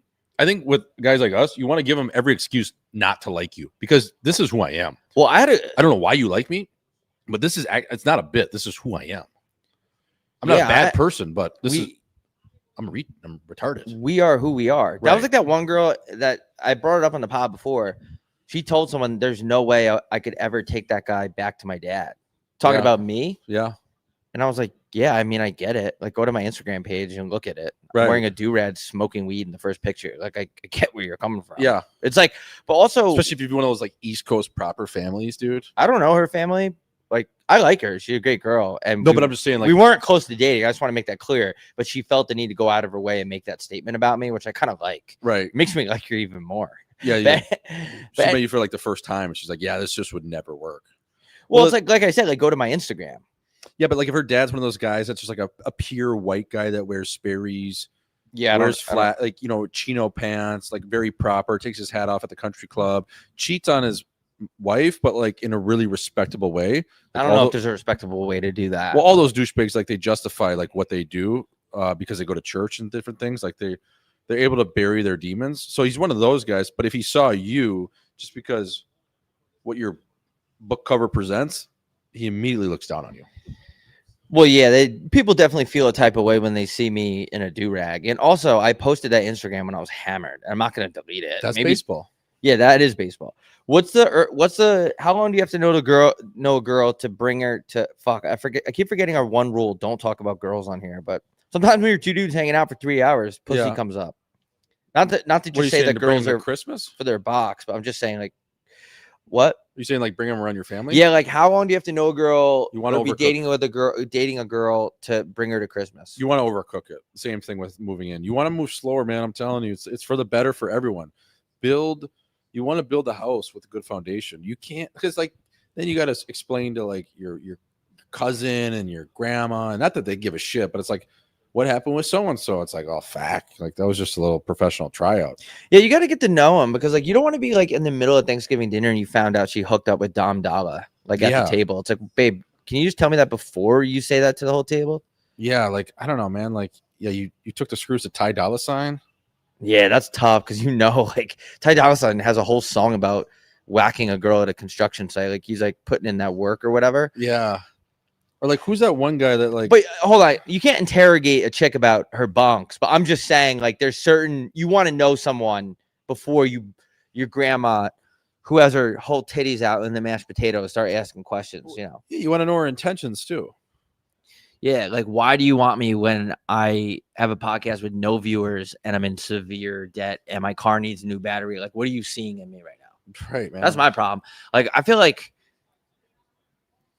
if a chick was like into me, it would kind of put me in a Chinese finger trap. Like, you would almost have to put yourself in their body. You don't almost have to transition, go trans, and understand from her angle. Yes. You might have to go Apo Taco. You might have to put yourself, I mean, God is a woman, right? So you might have to do that. It's just difficult when you have hundreds of hours on the internet saying the R word. How are you supposed to find true love? Like, you really need to find a savage. Oh my God. Bobby McFerda. The game on his stick. No way the Leafs came back. Oh my God. Nothing better than coming from behind on a Monday as we get a look at a wrinkly old couple from Perry Sound, Ontario, made the trek in. My God, Bobby McFerda puts the Leafs ahead. It is 6:17 left here in the third period. As we're going to get a look at this goal, how it happens. Create the scrum on the wall. John Tavares, kombucha himself, low to high, a greasy puck that careens around the wall, and Bobby McFerda goes to the net after Nick Bobertson takes that puck inside the dots, gets a step on 38, and you know what? He penetrates that box, just penetrates it. Look, Bobby McMahon gets a fortuitous bouncing. My God. Why is Tristan Jerry so backed up into the net already? Right there. Backed up like he took too much Pepto. I don't know the answer on that. His butt cheeks were on the goal cam. His butt cheeks were in the first row. Wow. We have a ball game here, folks. 33-19 in the shots, but that number doesn't matter. It's 4-3 Maple Leafs, and Scotiabank Arena is relatively quiet for 4 unanswered goals as Matty Nyes plays that puck in deep as Marcus Pettersson steers it to his Swedish partner, Erik Karlsson, where they go D to D, back to D, and D to D, back to D, out of the league one day for Marcus Pettersson. That guy has a stick like Ray Charles. Good twig. That's about it. As Jake McCabe. Who the fuck is Maddie Kowarski? Like, everyone's spamming about some chick. Like, what? Let me guess. Like, something OnlyFans or whatever. Like, the whole chat is just talking about some chick the whole time. Like, chicks in the chat. Everyone be hockey cool. Only podcast. There's chicks in here, folks. There is chicks everywhere. No, there's no chicks in here. They're talking about a chick. It's a wrench fest. We're trying to call the game here and talk strictly NHL hockey. This is a strictly hockey show. 5:05 remaining. It's not how you drive, it's how you arrive. And the Leafs have arrived on time as it's 4-3 with 4 unanswered goals here on a Monday. And the Big Smoke Who the hell is Maddie Koharski Seabass? Did you say Nick Robertson was gay or his brother? I just completely making up a rumor just for a click. No, I know you said it as a joke, but ever since you were joking around about Nick Robertson being gay, he's had a pretty good night. Yeah, I mean, he took that puck in like he was gay. He took it into just a sea of dudes and was able to get that shot on the netminder Jari. We were talking about that meme that keeps going around about how there's no openly gay NHL players. I just want to touch on that again. I know we talked about it for the first 45 minutes, but I wish I could just make a tweet that has the odds, like per Caesars Sportsbook, who will be the first openly gay NHL hockey player, and put names on it, but it's just too personal, and I feel like it'll come off the wrong way. But I do think it'll be a funny tweet. And at the end of the day, everything is for likes and retweets, so I feel like I should do it anyway. Yeah, I mean, I like it's tough too, because if the guy actually ends up being gay and he was on the list, that's tough, and he like didn't come out before that. But I would then you're like Frank Saravelli. Yeah, it's like an expansion draft. You had the gay list before anyone had it. I wonder if there's got to be a gay, like, I wonder if like Gary definitely has that list, like somewhere, like potentially gay guys in the league. I know a couple. Yeah, for sure. I mean, there's a couple guys dating. That's the cool thing about the WNBA. Like they could be coworkers. Don't the Phoenix Mercury have 2 girls on it that are married? Yeah, that was the first basket ever made over a couple, was during the finals with Las Vegas Aces. Girl was a fadeaway mid-range, and she shot it over the couple. Like, not only, threw a jumper over the pitcher, but also the catcher, dude. Like, that's impressive, man. Like, they should have a threesome. I just feel like you would get tired of your wife quicker if you worked with her, you played in the NBA with her, WNBA with her, and you're going home with her. I just feel like it's too much of anybody is not good. Or maybe they just have a good relationship, and I don't know anything about that, because no one in my family has ever had a successful relationship. So I don't know what that looks like. I don't know either. I mean, there's successful relationships all around me, but we're not married, so we're not there yet. Yeah, it would be cool to be like in a happy relationship, like have a good family and everything. I feel like that would be pretty cool. Yeah, man, that's life, right? That's baseball. That's baseball. Look at that set face-off play for the first goal to get things going for Poppy 34. Right off the draw. Look at this. Little, hey, how are you? Stall, clear. Sid gets lost behind the referee, the official. And actually, Matthews, for being 6'3", 220, somehow is able to escape the entire Pittsburgh Penguin defense. Get that puck up the middle. That's a set face-off play that they practice all the time in training camp. What are our plays going to be at the face-off? You're looking at your coach like, dude, this is never going to fucking work. Never. What are the chances one of these face-off plays works? 2% of the time. You might score 2 goals out of 100 fucking tries. Work. And they never work. And then it just works, and it gets the boys going and ignites them as Blake Lizotte, the pride of Moorhead, Minnesota, is able to take that puck around and deliver a pass up to the point, and they get a decent shot as Marcus Pettersson, the former Vancouver Canuck, is able to get decent wood on that as the knockoff Phil Kessel. How does that stay out, fella? Wow, Stolar's really I mean, I don't know if it was on the scouting report tonight, Bob, but they're really testing the chest of the New Jersey native, Anthony Stolarz.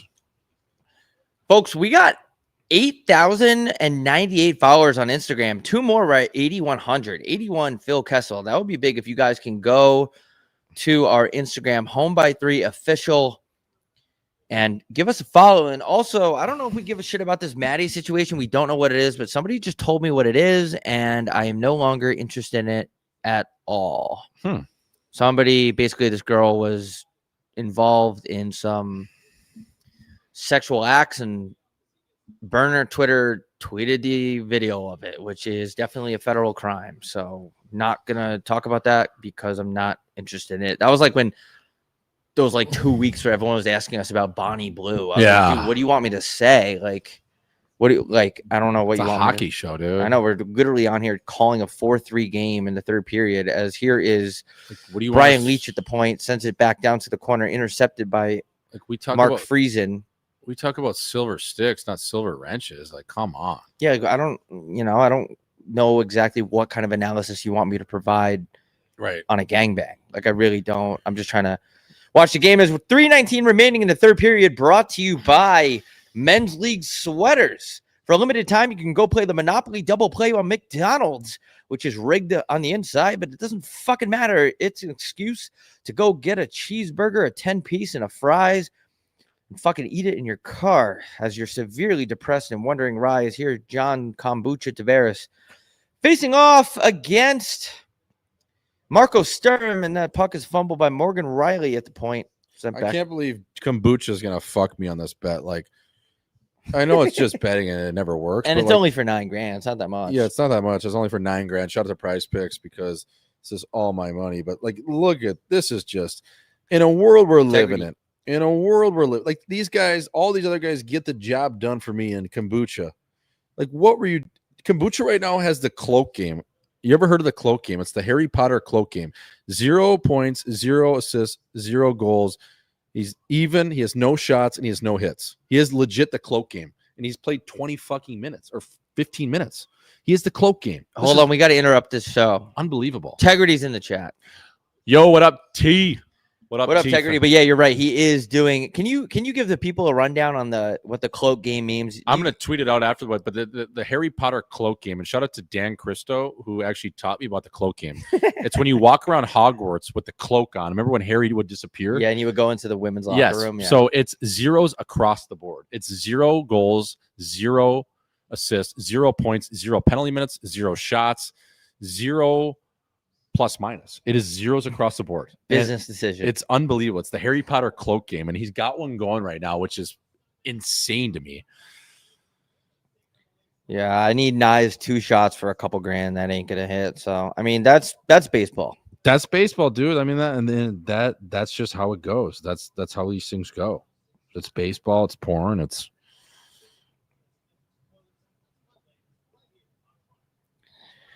Should we do a pod tomorrow? Maybe tomorrow night?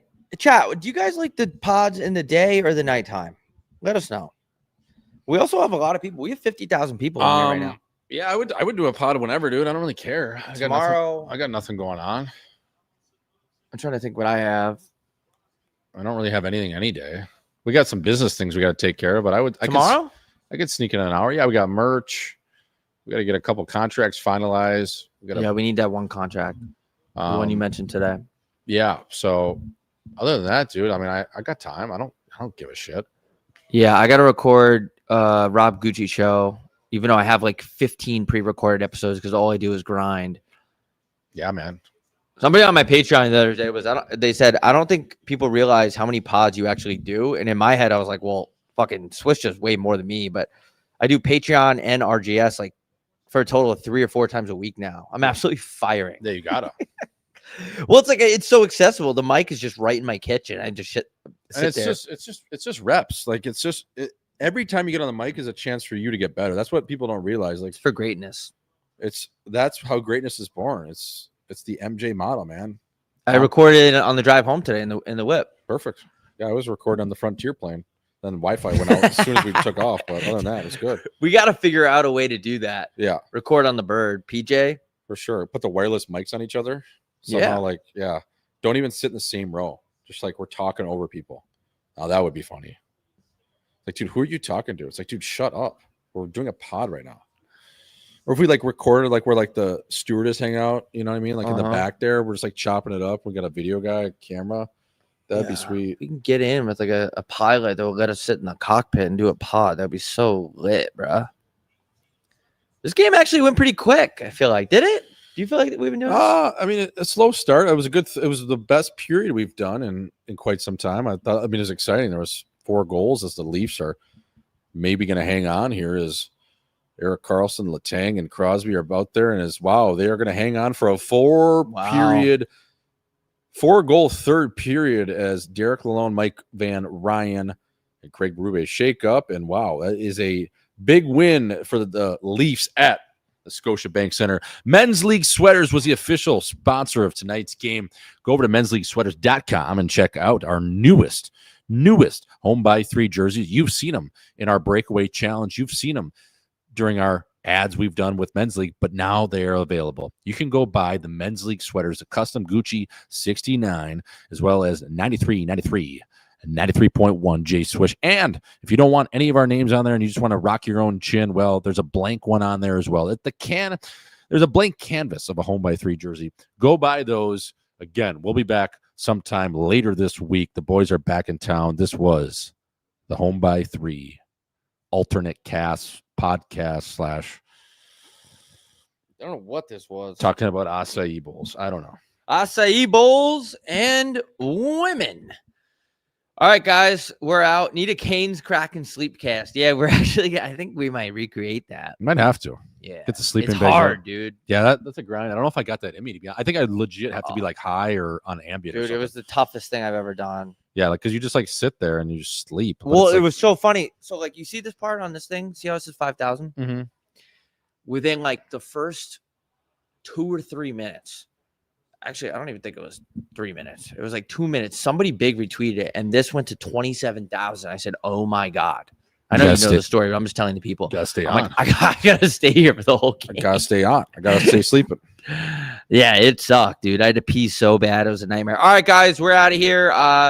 We recorded like 3 times last week. So if you want to catch up on HV3, all that shit's out on our YouTube. Subscribe. We appreciate you guys. We're out of this bitch. Shout out Men's League Sweaters. Peace.